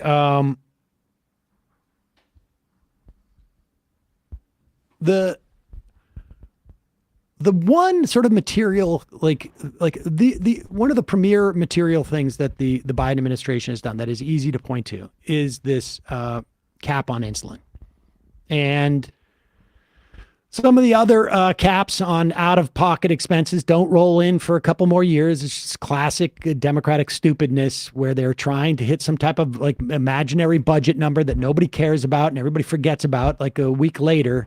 But they push certain reforms out by a couple of years.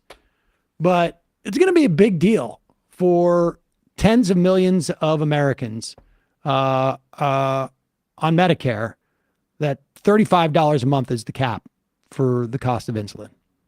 And ultimately, hopefully, it will lead to insulin being capped across the board, and this will spur more reform on drugs. We do have Medicare also being able to negotiate for drug prices. That should bring drug prices down, broadly speaking, for everybody. But this is also not necessarily the kind of, you don't want, if you're Kevin McCarthy, you don't want to be sitting there looking mad that insulin has been capped. Millions need insulin to control their diabetes so they can literally stay alive. Insulin's been around for over 100 years. The guy who invented it didn't even patent it because he wanted it to be available for everyone. It cost the drug companies roughly $10 a vial to make that insulin. Packaging and all, you may get up to $13. But Big Pharma has been unfairly charging people hundreds of dollars, $400 to $500 a month, making record profits. Not anymore. Not anymore.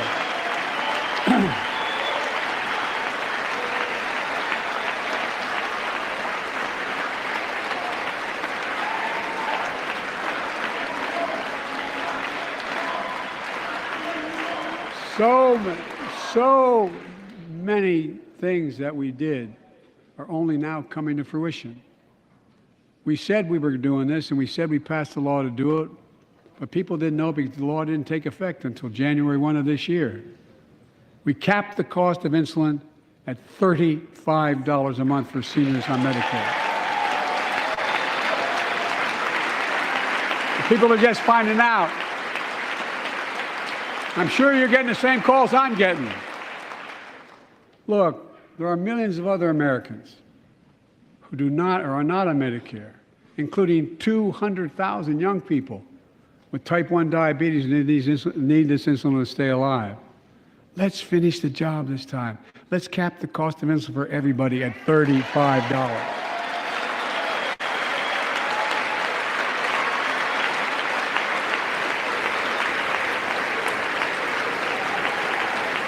All right. I mean, that's a hard thing to be sitting down for that whole time. I mean, he did get up that you could see him standing up at one point, but he was one of the first ones to sit back down. Right. Too. And just the words "Big Pharma," he had to get up there because that was a sop to his QAnon anti-Fauci guys. The best part of that is the woman doing sign language. I don't speak sign language, but the look of just sort of incredulousness on how much insulin costs. Whoa. But that's a tough place for the Republicans to be in. And it is a sign of the times that they are so backfooted by this. I just don't remember a State of the Union where the Republicans are backfooted. I remember State of the Unions like under George W. Bush, where the Democrats were all like scrambling over. We're not soft on anything. We're tough. We're smart. That's what the Republicans are running around doing. Look at Kevin McCarthy runs to Fox and Friends in the morning. I wonder if he and Frank Luntz actually drove each other to the relative studios. I wonder if Kevin McCarthy's at the CNBC studio and they're just pumping him in because he and Luntz just drove together out of the. You're familiar with Frank Luntz, aren't you? Well, vaguely. Guy won't clean his dishes.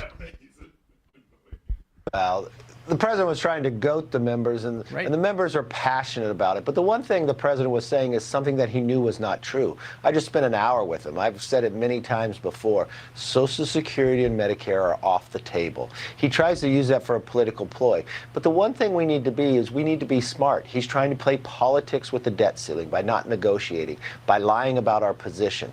I want to be responsible. I want to be sensible. I want to sit down and work through this problem. Because, look, the Democrats raised the highest debt ceiling ever, and they blew through it in the shortest amount of time, and now they wanted to come right back to it.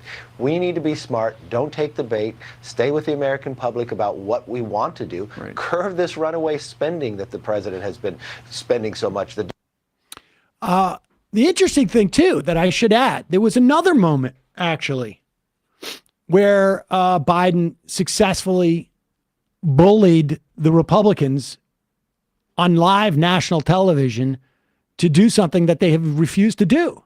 And that is when he said, like, look, I'm willing to negotiate with you on spending. He says, I won't negotiate on the budget ceiling because we've already spent that money. We can't have the government forfeit on our debt. But I'll negotiate with you. Just bring me your budget. And Kevin McCarthy sort of nodded at that moment. Do we have a clip of that? He started nodding at that moment. Was like, yeah, okay. They have been adamant that they're not going to do that in the budget ceiling negotiations. That McCarthy's not going to show up with any numbers. They want, and this is the, if you're involved in any type of negotiations, everybody knows this. You don't want to be the first person to make the offer. You want the other person to make the offer. McCarthy doesn't want to do this, and Biden basically just embarrassed him in front of the American public last night. And by the end, McCarthy was like, okay. He's not good at this. He's not good at this. And the idea too, like, remember, their narrative about Joe Biden is he's an old man, he's ineffectual. And now they're complaining that he's being too, political and ruthless with them. They're all over the place with this. It really is. It is. I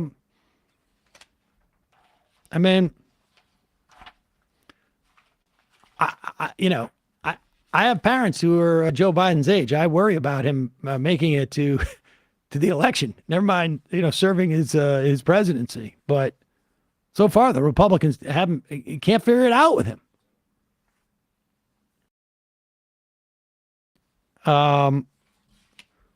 Let me turn.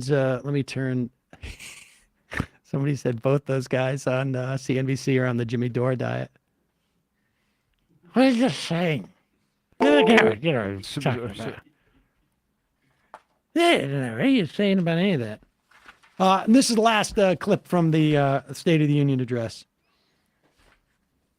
Mitt Romney showed up. And you go to Mitt Romney and they're looking for this is how, honestly, the Republicans are really in some disarray here. Because you go to Mitt Romney and you want to hear Mitt Romney, if you're a Republican, say, I was really disappointed in Joe Biden saying that we would cut Social Security, or I'm really disappointed in Joe Biden. That speech was really not unifying, and again, it's going to tear the country apart. And that was very hard for them to say, because Biden, to his credit, again, performative, but was like, my good friend's this, my good friend's that, folks, and I'll hear you out. If you want to yell at me, go ahead. So Mitt Romney, at the end of the thing, he's got to crap on somebody, and it turns out to be someone from his own party. I don't know the exact words I said. He shouldn't have been there. He shouldn't be in the. Look, he's a sick puppy. He shouldn't be. He shouldn't be there. So can you repeat that? Why did he say to you? I don't know. You said he's a sick puppy? No, I didn't say that to him. You just said you don't belong here. Yeah. Why did you want to say that to him? I didn't expect that he'd be standing there trying to shake hands with every senator and the president of the United States. Pause it for 1 second. I mean, this is given like where Mitt Romney's sort of patrician aristocracy. Remember, his dad was president of American Motors. His dad was governor of Michigan. His dad was going to run for president. And to his credit, I think part of the reason why he didn't was because he was too aligned with the civil rights movement, and you can't run that way in the Republican Party. But this is Mitt Romney's sort of like aristocracy coming out. Who is he talking about? He's talking about Republican House member George, if that's his name, Santos, if that's his name. Continue. Go back just a little bit. What did he say to you? I don't know. You said he's a sick puppy? No, I didn't say that to him, Dad. You just said you don't belong here. Yeah. Why did you want to say that to him? I didn't expect that he'd be standing there trying to shake hands with every senator and the president of the United States. It's, given the fact that he's under ethics investigation, he should be sitting in the back row and staying quiet instead of parading in front of the president and people coming into the room. Did he respond to you? Look, he says that he embellished his record. Look, embellishing is saying you got an A when you get an A-. Lying is saying you graduated from a college you didn't even attend. And he shouldn't be in Congress, and they're going to go through the process and hopefully get him out. But he shouldn't be there, and if he had any shame at all, he wouldn't be there. Why did you make a point to say that, though? I mean, it was kind of out of your way to. He was standing right there in the aisle, shaking hands with everybody. Did he respond to you? He may have. I didn't hear anything he said. Are you disappointed that Kevin McCarthy has not called on him to resign? Yes. Yes or no question answer there. Yep. Like to see it so direct. Yep. I am disappointed that Kevin McCarthy hasn't asked him to resign. The idea that I have to see this man shake hands in the way that I shake hands with the same people that I shake hands, it demeans me. Are we sure Santos wasn't just blocking the road to Kristen Cinema?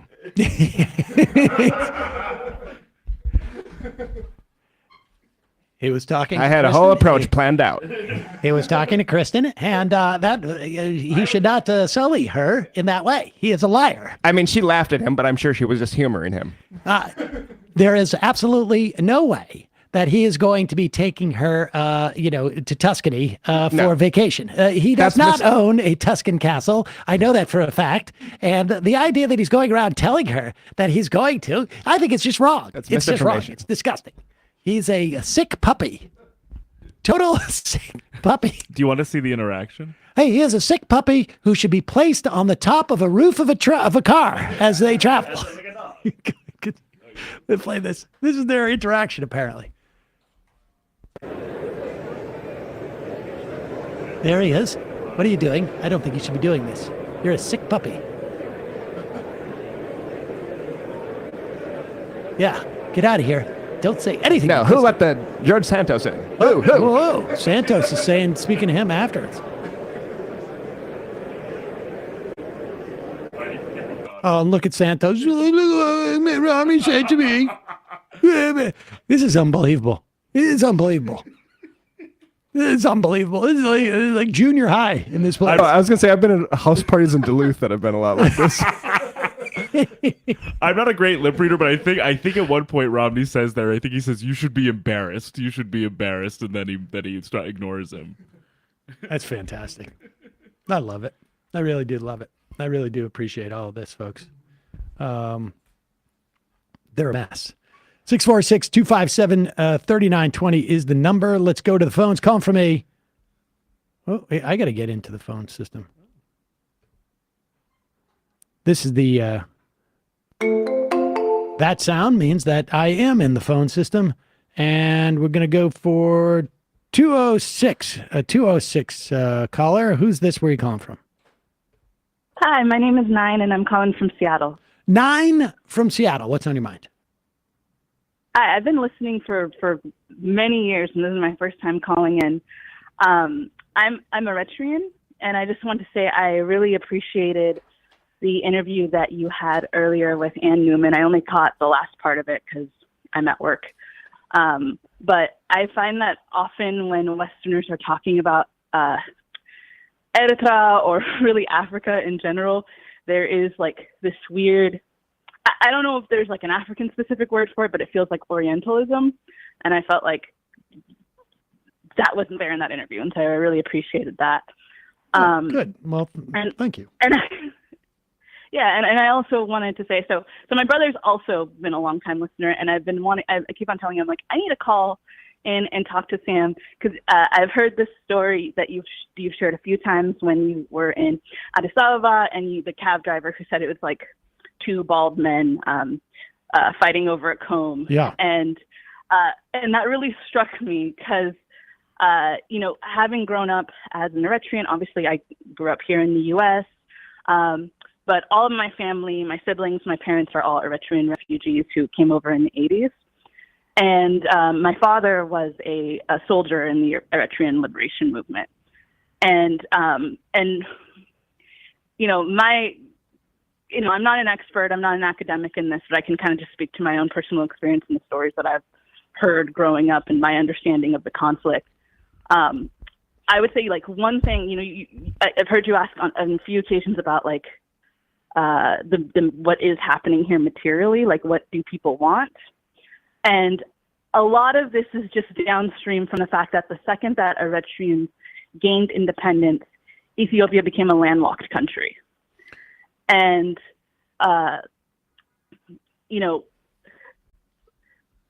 if you don't mind me going into a little bit of No, Eritrean do, because history actually the guy, that cab driver mentioned that, and they were fighting over they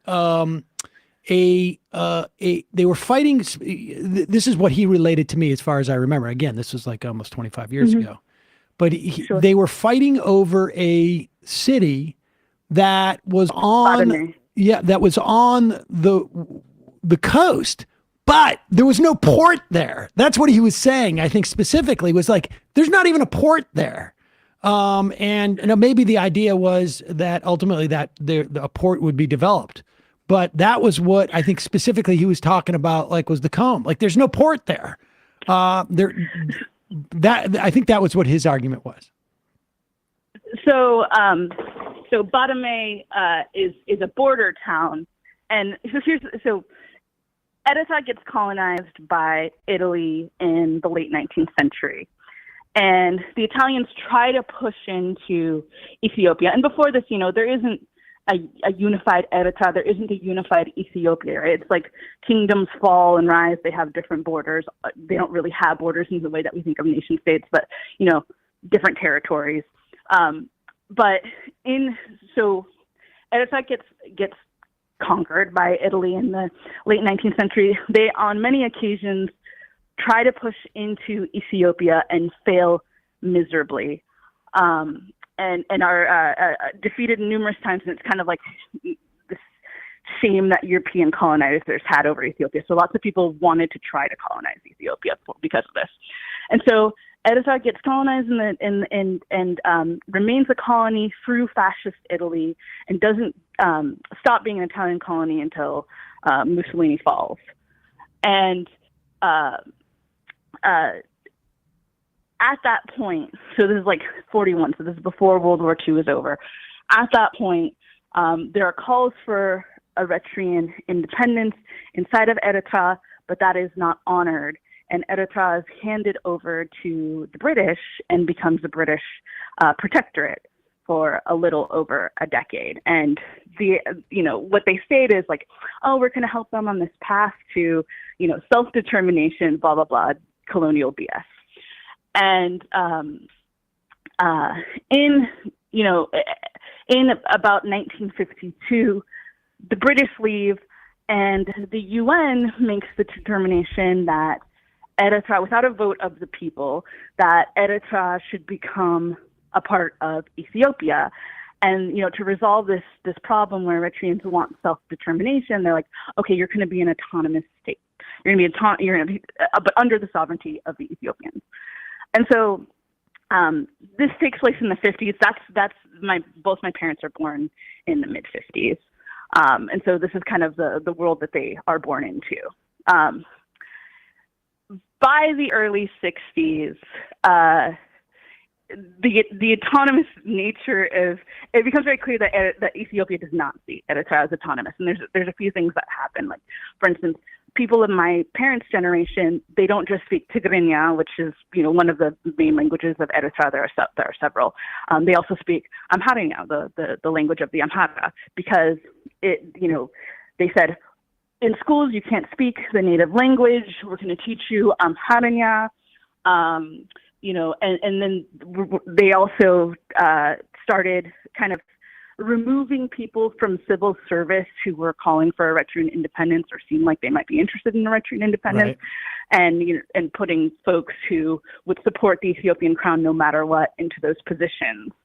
And this eventually kind of spills over to a breaking point. And the beginning of the Eritrean liberation movement really starts in like the Muslim lowlands. My parents are Orthodox Christian, and they're in the highlands, and the kind of the movement gets to them a little bit later.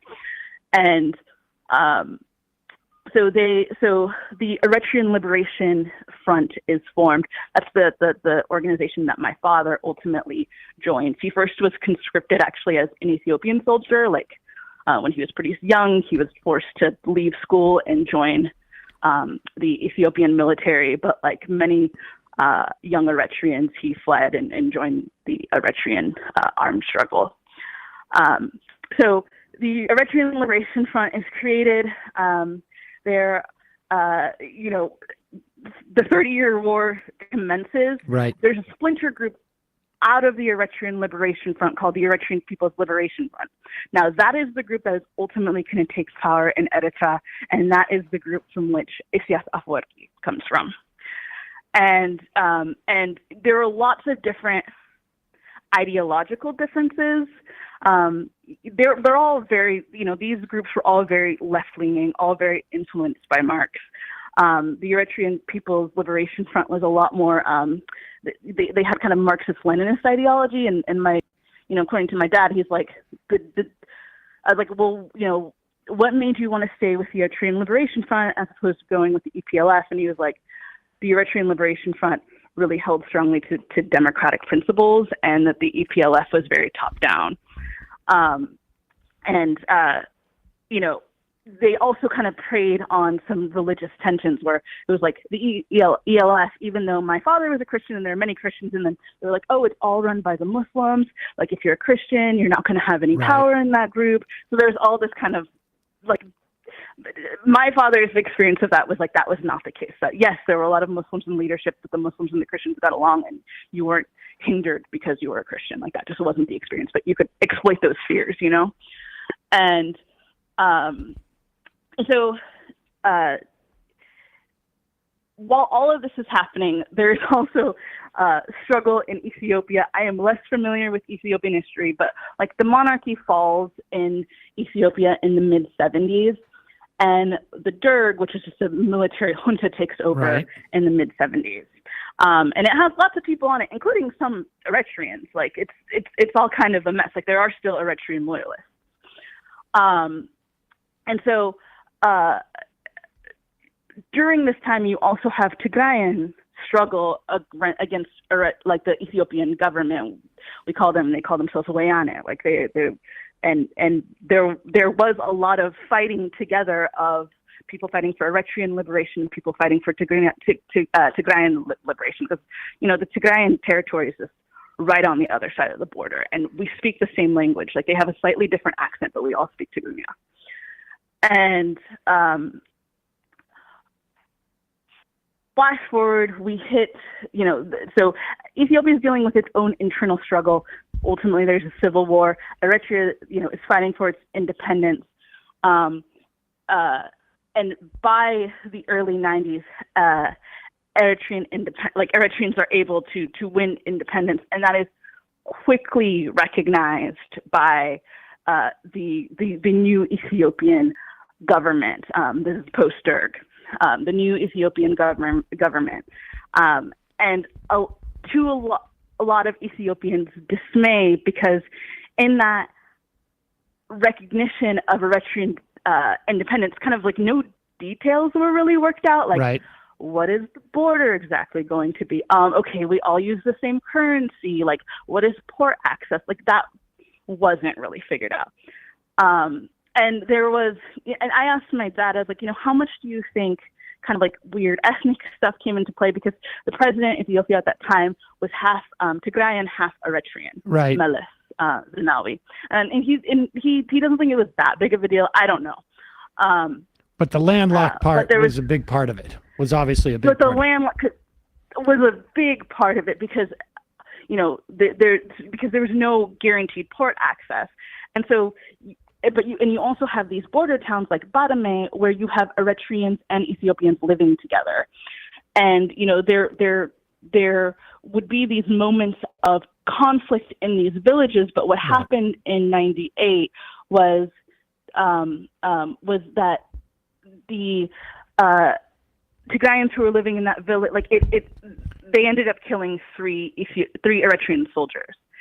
And the way that Eritrea responded was pretty severe and and went far over the Ethiopian Eritrean border. All right, well, listen. A few months. Oh, sure. Okay, I gotta wrap it up because we're only at 2000 and we're 12 minutes into this. But I think I appreciate that that history and Ann Neumann goes through some of this in her piece. It's definitely worth people reading. It is just unbelievably mystifying on some level in terms of the different parties, but I think slowly some of this is at least coming into focus to the extent that we can, because like Ann said, there's no information coming out of Tigray, and they have really successfully sort of blockaded not just information but any type of NGOs going in there to help. There's clearly, one gets the sense that there's bad things that have happened in there, and and that folks are not getting the help that they need, and but I appreciate you calling in. Maybe call in for part 2. Absolutely. Thank you so much for your time. All right. Thanks so much. I appreciate it. It's fascinating. Also, I imagine just so much death and suffering there. It's really a shame. Calling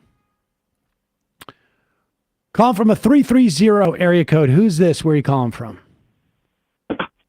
Hi, Sam. It's Ryan from Ohio. Ryan from Ohio. What's on your mind? I haven't called in a while, but, basically, I don't know. You guys I haven't really seen a whole lot of coverage about this nationwide. But Friday night, a little after 9:00, I heard a bunch of commotion outside, and I walked outside to what I could only describe as like a hellscape. A train in my town derailed, and they were hauling oil and chemicals, and there were flames like hundreds of feet high. I at least headlined that. I had seen that, and there was like a mass evacuation. Hundreds of people were evacuated because of my understanding. Yeah, this crash was about 5 blocks from my house, actually. Wow. It was scary. But basically, so they evacuated us the first night because they said they didn't know what chemicals were on the train. It ended up Norfolk Southern, the train company, they claimed that it took them like 24 hours to reveal what was even on the train. Right. And which, in the age of computers, it'd probably take about 5 minutes to figure out what was on the train. So it certainly shouldn't take 24 hours, because if you got something that's going to explode like that, you would probably want to alert everybody, all the local authorities, right? You should probably have a nationalize the trains in order to know this information sooner. Without a doubt. Without a doubt. This is what put up some of these pictures as you talk. We'll put up some of these pictures. Okay. Well, a lot of protesters, they call these bomb trains. They're basically these trains that they travel at high speeds through residential areas, carrying like all these noxious and explosive chemicals. And it ended up coming out. Well, there's been a lot of misinformation, I will say, and it's crazy to see it happen in real time and see like news outlets that I thought were reputable, like parroting things that they hear from these train companies. Right, and these are next. But here, keep scrolling through those pictures. I mean, this is we're showing pictures right now, and this is from like this is some of these from the next day. But yeah, you can see this. It looks like a freaking bomb.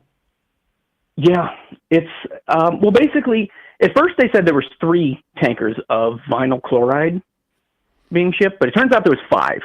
It later came out there was 5, and basically, what they ended up doing is on Monday they did what they called a controlled burn, where because they were afraid that the tankers were going to explode, because I guess vinyl chloride has a very, very low boiling point, and the temperature just kept rising within the tanker. And so they drilled into it and lit it up with flares, and they created this like huge, like smoke and fire explosion into the sky.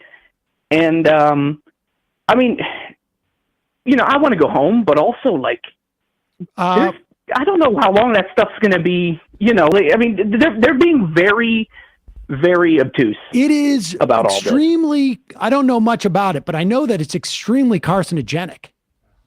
Yeah. I mean, and I know that what happens is there's a lot of hydrochloride that is formed when you burn vinyl chloride, and it latches onto like water molecules, and it can like literally create hydrochloric acid in the sky. So, I mean, because there was an inversion point in the weather that day, and so the chemicals only went about 3,000 feet up when they burned it all. And so, and there's clouds, and I can only imagine that, there had to have been some sort of like something raining down. Do they know? I'm pretty far out of town, but do they know what caused it? It was they said it was some sort of safety issue with the train, which, I mean, I can't help but feel safety like it's issue with the really train? ironic. I mean, it seems like pretty there's a safety specific. issue with the train. I would say that they're being, well, I mean, it wasn't like somebody else. It wasn't like somebody wrecked into the train or something. It's something, Right. it was something wrong with the train itself. Yeah. And I find it really ironic that this is less than 2 months after Biden without a doubt prevented.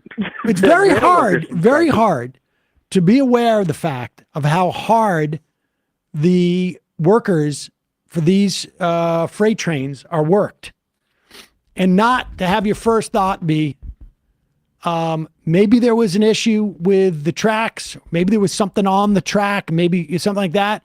But that, like, when you work people this hard, the idea that maybe, after working, 14 days in a row or whatever it is, that somebody just, made a user error. And the demand that they keep operating these things with less and less drivers. Exactly. And personnel. Exactly. Mm-hmm. It's really hard not to at least have that cross your mind. I mean, it would be irresponsible not to have that be the main emphasis in question. I mean, and it really is amazing how little sort of scrutiny there is about this. And I suspect part of the reason is because the administration doesn't want to remind people that they just basically, there's no two ways about it. I mean, regardless of what you feel about, unions or not, there's no one who could possibly argue that less people operating this train is better than more people operating this train.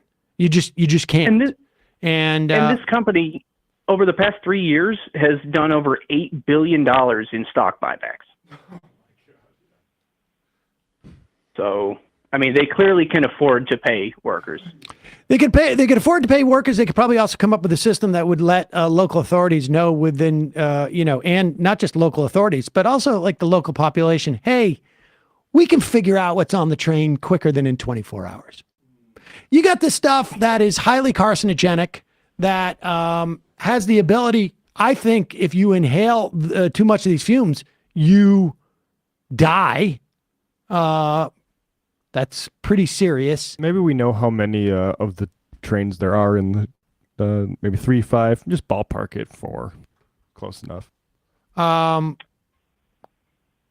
how are people communicating in the community? I know that the authorities are really tight-lipped about it. What are people talking about? Well, there's been a couple of videos circulating around that you really will not see, like the news talk about. There is one. I don't know if this one's true or not, but there is someone in a nearby town called New Waterford that the train had just passed through, has a video. They claim, looking at it, it seems to be what they're describing. The train was on fire for several miles before it ended up exploding in my town. It wasn't big flames, but it was small enough that and they said that the Norfolk Southern, they said that they had a reading on their safety equipment just a little bit before the train derailed. But if it was on fire for several miles before that, then they probably have a safety. This is from USA they had Today. A reading from that too. USA Today. Officials warn the controlled burn would send phosgene. This is a controlled burn. Phosgene and hydrogen chloride into the air. Phosgene is highly toxic, colorless gas with strong odor that can cause vomiting and breathing trouble, and was used as a weapon in World War I. It's mustard gas, and they're actually going around and asking people for keys to their house because they're going in to test people's basements because it's a heavy gas, and they're afraid that people's basements are being turned into death traps. And there's another video going around of downstream from the crash, bunch of dead fish. So clearly it might not be seeping into the groundwater, but something is seeping into the surface water. Oh, and I'll be honest, I cannot wait to sue these guys. I really can't. But at the same time, if I end up going home and getting cancer, what's money going to do me? Right. I would not risk it. Well, it's illegal. It's illegal to go home right now. So, which is a really surreal feeling to be told that it's illegal to go home. Well, man. I mean, I'm glad you were able to get out of there. I wonder, if everyone in that area was able to. I would imagine more difficult. Some people were refusing, unfortunately. Oh, Jesus. Yeah. And and people should be aware, and of course they're not, and this is by design, that this stuff is crisscrossing the country. And that is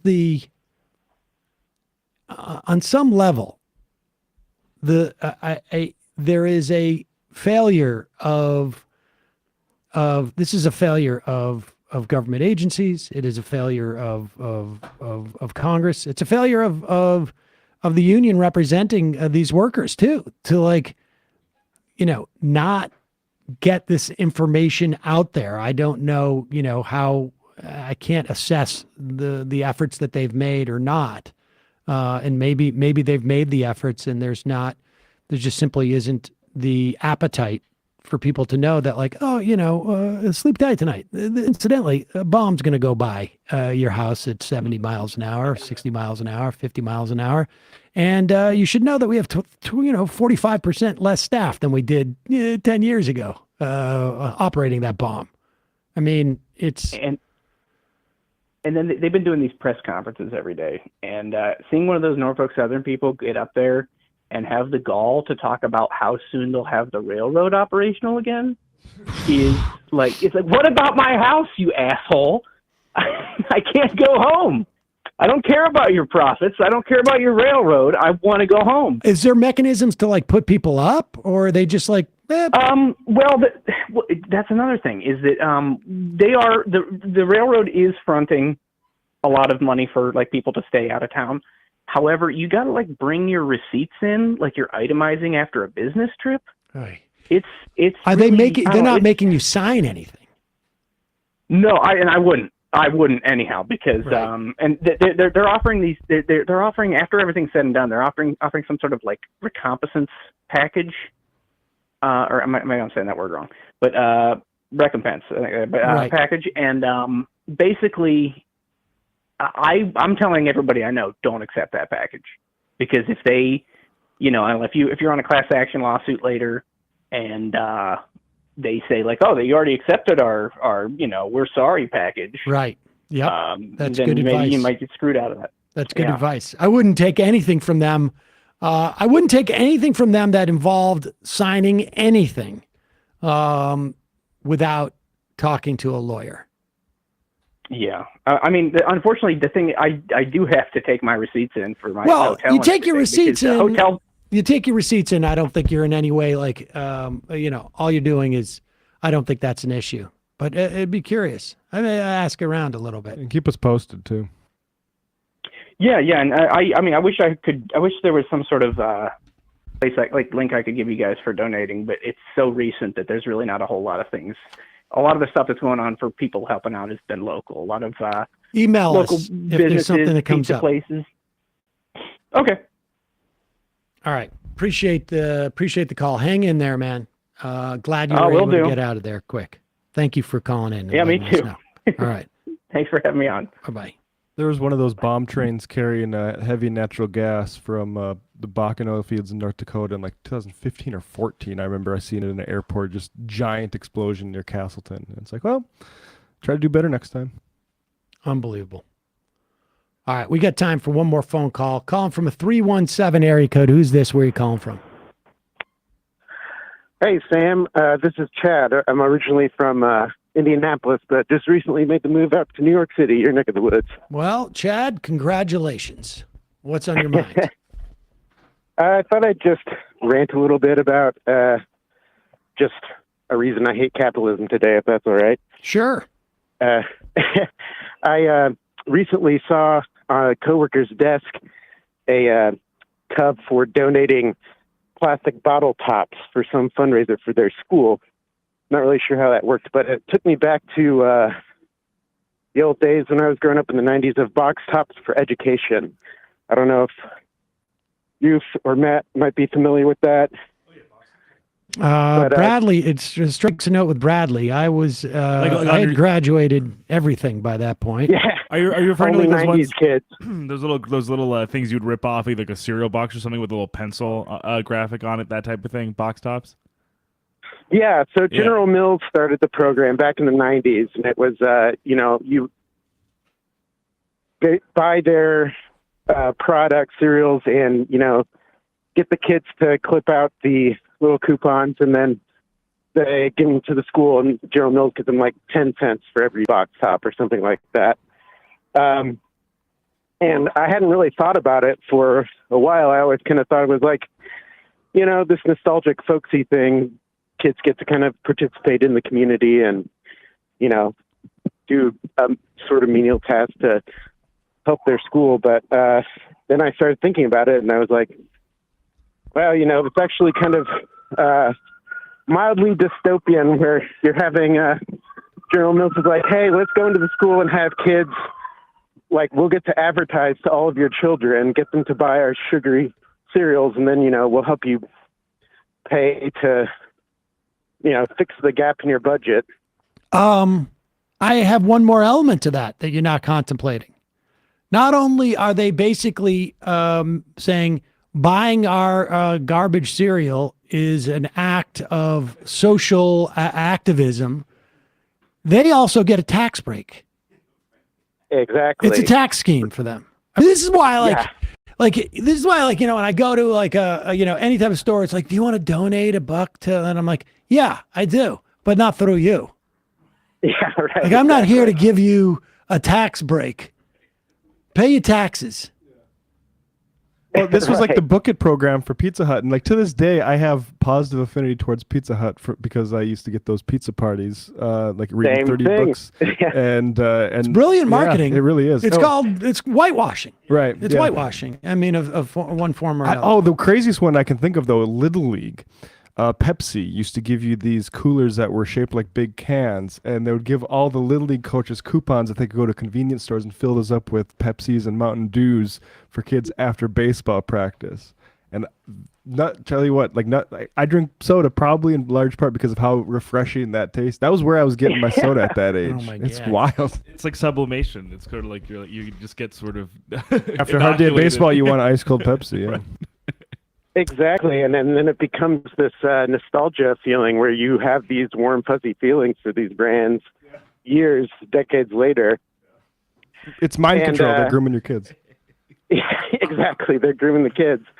I decided to. I wanted to like do a little digging into it, and I found an article from 2021 from Laura Kelly in the Atlantic. It's called "The Dark Side of Box Tops for Education," and it turns out, of course, like most capitalist things since the 90s, it's gotten worse. But yeah, in the past 25 years, General Mills gave out about $1 billion through this program, and of course that was all tax breaks for them. But now they stopped where they're taking the physical box tops, and they turned it into an app where you scan receipts, and then they get to look at all of your purchasing information and collect your data and connect it to all of your social media and do whatever they want with that, which is just even more money they're making it. Amazing. Off of That's this information. Yeah, that's an amazing. That's an amazing. What a racket! And of course, all this it exacerbates wealth inequalities in schools, because it's mostly these wealthier districts where parents can afford to volunteer to rally to get, and where they can afford to buy brand name cereals.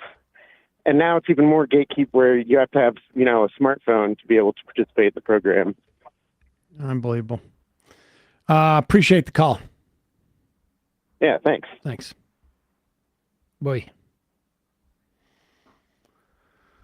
Have you seen Trump's latest tweets about Joe Biden? About Joe Biden? Yeah. So I mean, I know. Let's go through some. Is he tweeting or is this truthing? Sorry, these are Truth Socially, and Truth Socially. Don't sue me. Trump Mr. has been on a tear. He is, and it is fascinating to see the value, or the implications of somebody not being on Twitter. Now, I think also there is like an exhaustion with Trump that is also, at play here. But Trump, first off, was going heavy against Ron DeSantis yesterday. Excuse me, it's Ron DeSanctimonious. Yes, Ron DeSanctimonious. And here is Donald Trump. And didn't he do this twice? Because I feel like there's two different. Yeah, there's two. He did this to me twice. So somebody posted Dong Chan Lee, magnanimous, I would imagine it's probably Don Jr., I would have to say, probably on Truth Social, one of his sock puppets. Here is Ron DeSanctimonious grooming high school girls with alcohol as a teacher. This is back when he was a teacher at a Georgia prep school. Yeah, Georgia girls boarding school. Oh, yeah, interesting. Good work if you can get it, I guess. 24-year-olds. How old was Ron DeSanctimonious? I think the times he was like in his mid-20s, like 24 or something like that. 24, hanging out with the 17-year-olds. Popular. Well, the 16-year-olds probably too, actually. It's unconfirmed what their ages are. Ages are. Yeah, he was probably like 23, 24. Okay. Yeah. And Donald Trump tweets out, truth's out. That's not Ron, is it? He would never do such a thing! I can't believe it. Say it ain't so wrong. And then he did. He tweeted it out twice. The one with a little more context. Ron DeSantis was having a quote drink with. I mean, literally, it just looks like it looked. Yeah, with his students. Then when he was a high school teacher, having drinks with underage girls and cuddling them certainly looks pretty gross and ephebophilia-esque. He says, and Trump says, "No way." No way. Say it ain't so wrong. What? Oh, and it's also, what is it? Hill Reporter? Remember that? It's the Krasensteins. Is it? Yeah, so the Krasensteins named their outfit the Hill Reporter. So it would, when people mentioned it in like sort of blurbs, it would sound like the Hills Reporter. I know, that's amazing. It's amazing. And then apparently Trump is This is a little bit less expected for me anyway. So this is about Joe Biden. He says, "Look, he worked hard tonight. It's not a natural thing for me. It never was and never will be. But you've got to give him credit for trying. I disagree with him on most of his policies, but he put in words what he felt, and he ended up giving the evening far stronger than he began.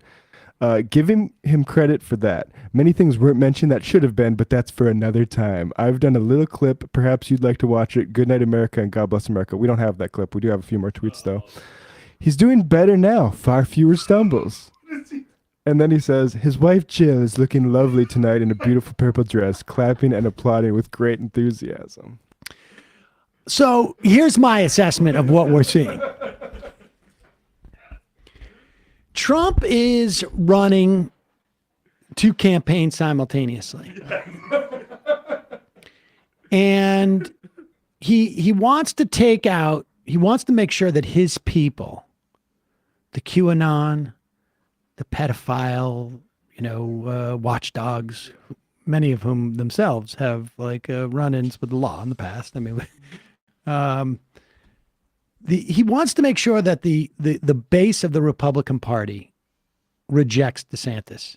At the same time, he's also trying to prove to the donors class that he has the ability now that he didn't have before to project a calmer, saner Trump for the general election.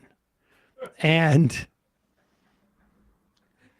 it's such a delicate line, though. It's such a delicate line for the 2 campaigns, because you want to be able to say DeSantis is a groomer and then also be like, Biden did okay. He did pretty good. DeSantis is a groomer, but Biden's just an old guy. And to the extent that he was a groomer, he's too old to do that now. It's also, I think, him ranking his 2, his favorite outcomes, which is the least favorite, I think, for him is DeSantis wins. I think he would rather him be president or Joe Biden beats DeSantis in the general. I agree. And so now he's which is a wild dynamic to have from a former president. I don't know if that's actually true, but that's actually also an interesting dynamic, because on some level it could be an implicit threat. Yeah. DeSantis sort of a pedophile. Biden's actually seems to be trying hard, so I don't know. In this election, I may sit this one out, guys. I'm not saying that... I may not be as helpful as you want. I'm not saying that I'm going to run against DeSantis if I lose in the Republican primary, but I'm just saying that maybe the MAGA people have to sit this one out. I'm a free agent. We're all free agents over here. I can see some good points about Joe Biden. I'm just saying. Ooh, look at Jill's dress. Isn't that great? I mean, Jill's a beautiful woman, and she's a doctor. Yeah, I wouldn't put anything... What is Ron DeSantis' wife do? Who's Casey? Who is that? Who is she? What has she done? Is she aware of what Ron DeSantis was doing with these girls? Maybe a little too ambitious. At this prep school? I mean, I don't know. I'm a little worried about the wife. I just feel like he's fine to toe the line of the party when it's either whether it's Ronna McDaniel or McCarthy for a position he's not running for. I don't think he'd be particularly enthused if he lost a primary to be the guy, to be let's elect Ron DeSantis and not me. I'm not part of the swamp. That's right. And like I said, in 2016, I am not necessarily going to support the candidate unless it's me. If it's me, I'll support me. He's already saying he wouldn't have endorsed DeSantis if he knew what he knew about DeSantis' voting record now. I have not been impressed. I helped this guy. Maybe kill him would have been crying. better. He was crying. He was crying. All I'm saying is, if you don't want the real thing, maybe you don't want the imitation. It's going to be interesting to see. Now, of course, we got to be clear. We're not going to see him on Twitter until they have been able to offload Truth Social to some complete sucker. Maybe Candace Owens' husband, the Parler CEO, maybe he might want to play ball and merge or something. Whoever funded the right stuff sounds like a good candidate to be suckered into something. I can tell you that right now. All right. We are done with the phone call portion of the program. I apologize to folks who have hung on. We got to a couple of calls. Maybe Friday we need to do an all-call. I don't think this Friday. We'll do it. Woke fetus. I hope we get DeSantis versus Biden and Trump endorses Biden. I mean, it would be a remarkable, deal with the devil sort of karma there. Yeah. Old Ronnie D. Joke's on you. One of those girls is my wife. Lick butts, not boots. Hey, Sam, could you do me and my buddy a huge favor? Say EBD, BBD. It will give us a nice laugh in these trying times. I'm not sure what that means. I'm quite sure that I will live to regret that. Hassan Abi has set up a fundraiser to help victims of the Turkish earthquake. They're closing in on $1 million to help. If you can put a link in the show notes, will you do that? It's events.softgiving.com. Donate. I'm sure you can just Google it and find it. We'll put it in. We'll put it in there. All right, let's read some IMs and we'll get out of here. Pythagorean. I remember when Joe Wilson shouting liar during the State of the Union was considered shocking. And here we are today with the fuck publicans shouting the most continuously and people not seeming to find it surprising. You know what? I don't think it's a problem. People should like watch, if people haven't, the Prime Minister's Question Time in the UK. That's what I think are like parliamentary or like any those halls. That's what they should be like. Even in even in Canada, it's obviously not as like I would say rowdy as England, but they have a similar thing where it's like there is way more actual camaraderie in terms of people talking all at once and stuff like that. I also think that like, and maybe it was just because Biden seemed uniquely suited to deal with that, which I was frankly, sort of shocked. I mean, people have come up to him. I mean, he's generally, I just remember during the campaign, it's like, you're a horrible person. Don't vote for me, man. Yeah. Shut up, fat. I think he said fact there, but we'll drop that for now. But I like a president who's able to sort of like say like, oh, you want to act like a petulant child? I'm going to, you can put that on display. I mean, the Wilson thing was so shocking that I think it hurt Obama in some way because it made Obama wasn't prepared for it at all, nor should he have been. I mean, why would you be?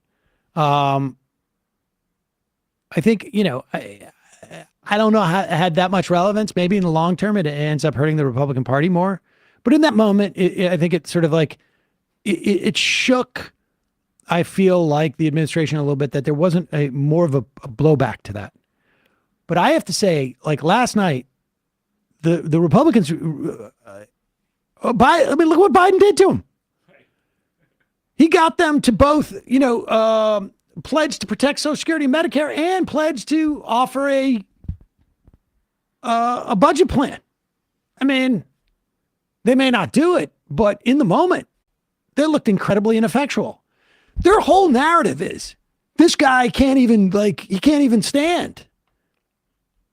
That he's weekend at Bernie. There's just but it wasn't a bunch of radical woke, Black Lives Matter activists who had him up there, and had him respond in that way. It wasn't like there was no strings attached to his back. There's no earbud in his ear. It completely cut against their narrative. And I think that was the similar. They failed. Right. And I think maybe that was what they thought they were going to be able to do. We're going to throw him off his game. He's going to stutter. He's going to fall apart.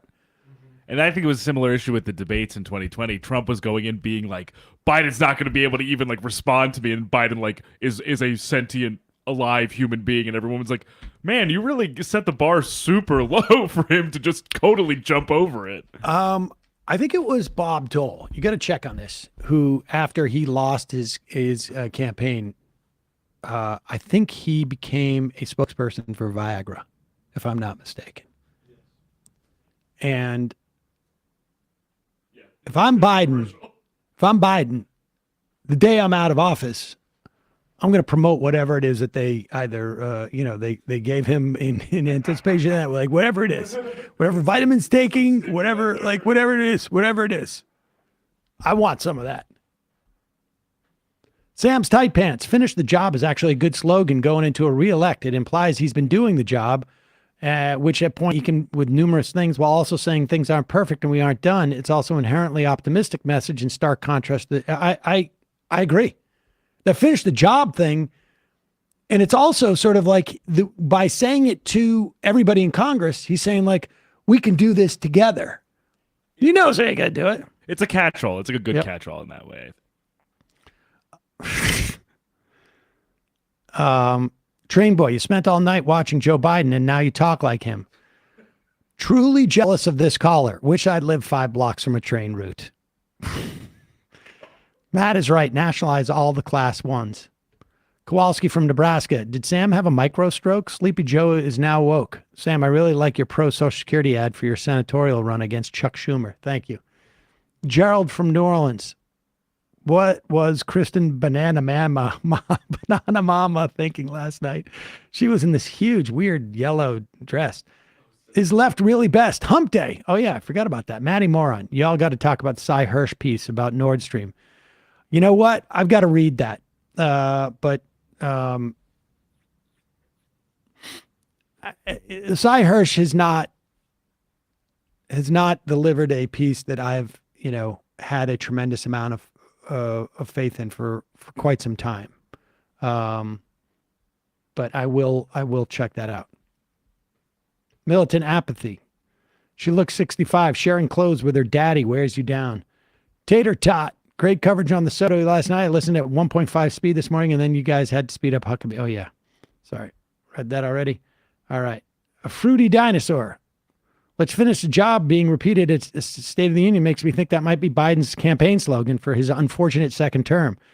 I say this next part, not being satisfied with Biden now and reluctantly voting for him in 2020. I kind of wonder if his prior right-wing stances were his policy wonking towards bipartisanship.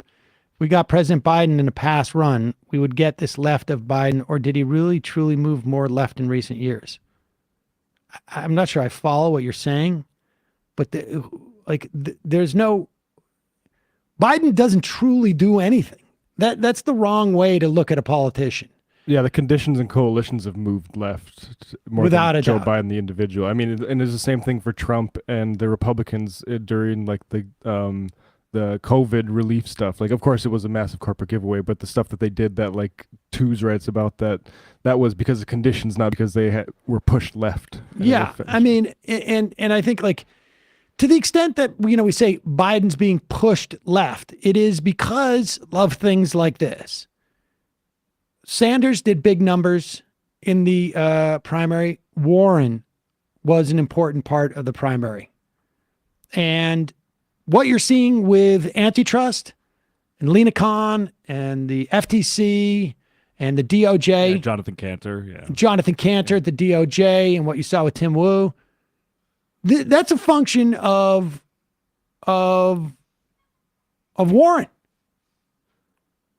And what you see in terms of labor, to the extent that we see stuff from labor, there's been some good stuff. There's been some not so great stuff, but there's been a more labor-oriented presidency than maybe it's a low bar, without a doubt, than we've seen since Kennedy. I mean, I you know what? I don't even mean, the only reason why I put a question mark on that is that I'm not sure how pro-labor Kennedy was. But certainly more so than Carter, certainly more so than Clinton, certainly more so than Obama. And that takes us through my lifetime. And that's because of what Sanders did. And not just because of what they did as individuals, because it communicated to Joe Biden, who the best thing I had to say about him over the summer of 2020 was the guy's a cipher. He does not have an ideology. He has an aesthetic. And his ideological positions generally are like, how is he right in the middle of the Democratic Party? And on some level, that's where he landed. His aspirations, I think, were even towards the left a little bit more. They didn't get there, or at least his stated aspirations. So, are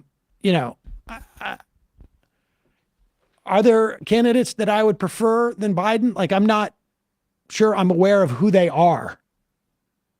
I could come up with a dream candidate that I would prefer instead of Biden, but I don't know who that person is. Are there worse candidates than I can imagine than Biden? Yes, indeed. Am I confident that Biden can beat every possible Republican? No, I'm not. Have you read my email? Despite Z-Biotics, you quote, prevents you from not being able to talk straight the next morning. You bumbled the intro. Curious. Yeah, well, it's true. Between the 101 and the 5. Also, the Indian parliament is out of control. There's an MP named Moitra who often speaks out against the BJP and the Modi regime, and it gets wild. We need to do some coverage there. Bradley Fan Club, hi crew. Y'all plan to clip Valerie's call from yesterday about homelessness and privatization of public space? Left is best. Yes, we are. Fart Wayne. Okay. Representative Patola just hired Josh Revick, who's a conservative former state senator and her opponent in a race. I wouldn't have ever chose him, and I don't think it's a good move. Last time I'll send for today. A personnel thing for Peltola? Yeah. And she's made some other good signs, so I mean, I guess we'll see. She's also in Alaska. And not in a three-way race next time. Right. It's weird. It's weirder there because like she's like, oh, I voted for Sarah Palin, and Palin voted for her and their friends. It's just like a weirder collegiality. Nate and Bay Ridge. Well, it's a small state. All State of the Union addresses should mirror the questions of the Prime Minister in the UK. Finish the job sounds like finish him from Mortal Kombat, I guess. 2 kids in a trench coat. Yeah, but the majority of the Republican base hears entitlement reform and think food stamps and welfare checks, not knowing that it really means Social Security and Medicare. I don't know about that. Maybe. Golden Oyster Cult.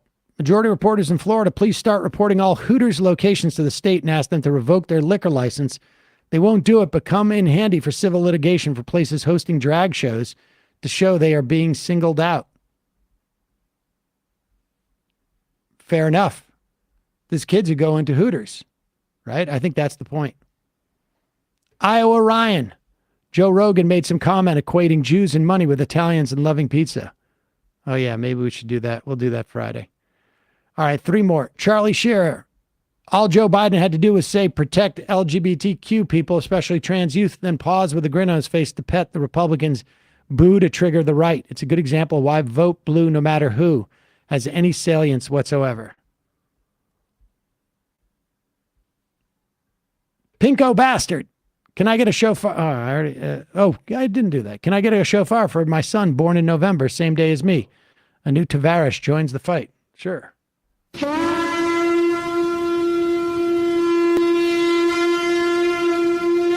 Final IM of the day. Douglas, may I please have your opinion? Which statement is closer to the consensus view? Rumble is a free speech media platform, or Rumble is a white supremacist media platform? The consensus view of who? Like here in this office?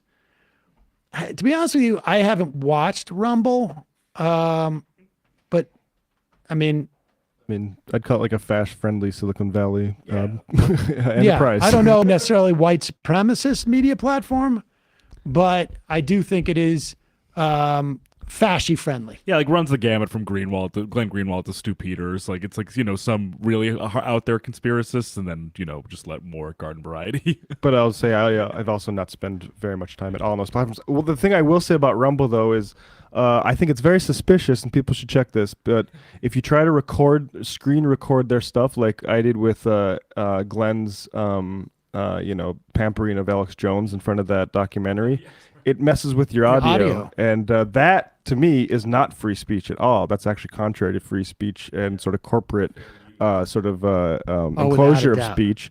And I think that is an insanely key contradiction that, it's not a free speech platform, that's for sure. Well, and let's be clear what it is, too. There's two. They don't want that.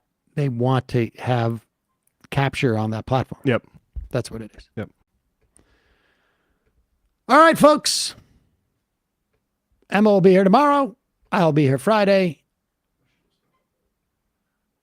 Your left testicle says, finish the job is my wife's slogan every night after I finish having sex. Very nice. All right. See you tomorrow. It might take all the strength I got to get to where I want, but I know somehow I'm gonna get there. I wasn't looking when I just got caught between the truth and the lie bar. But finding out won't make me feel any better.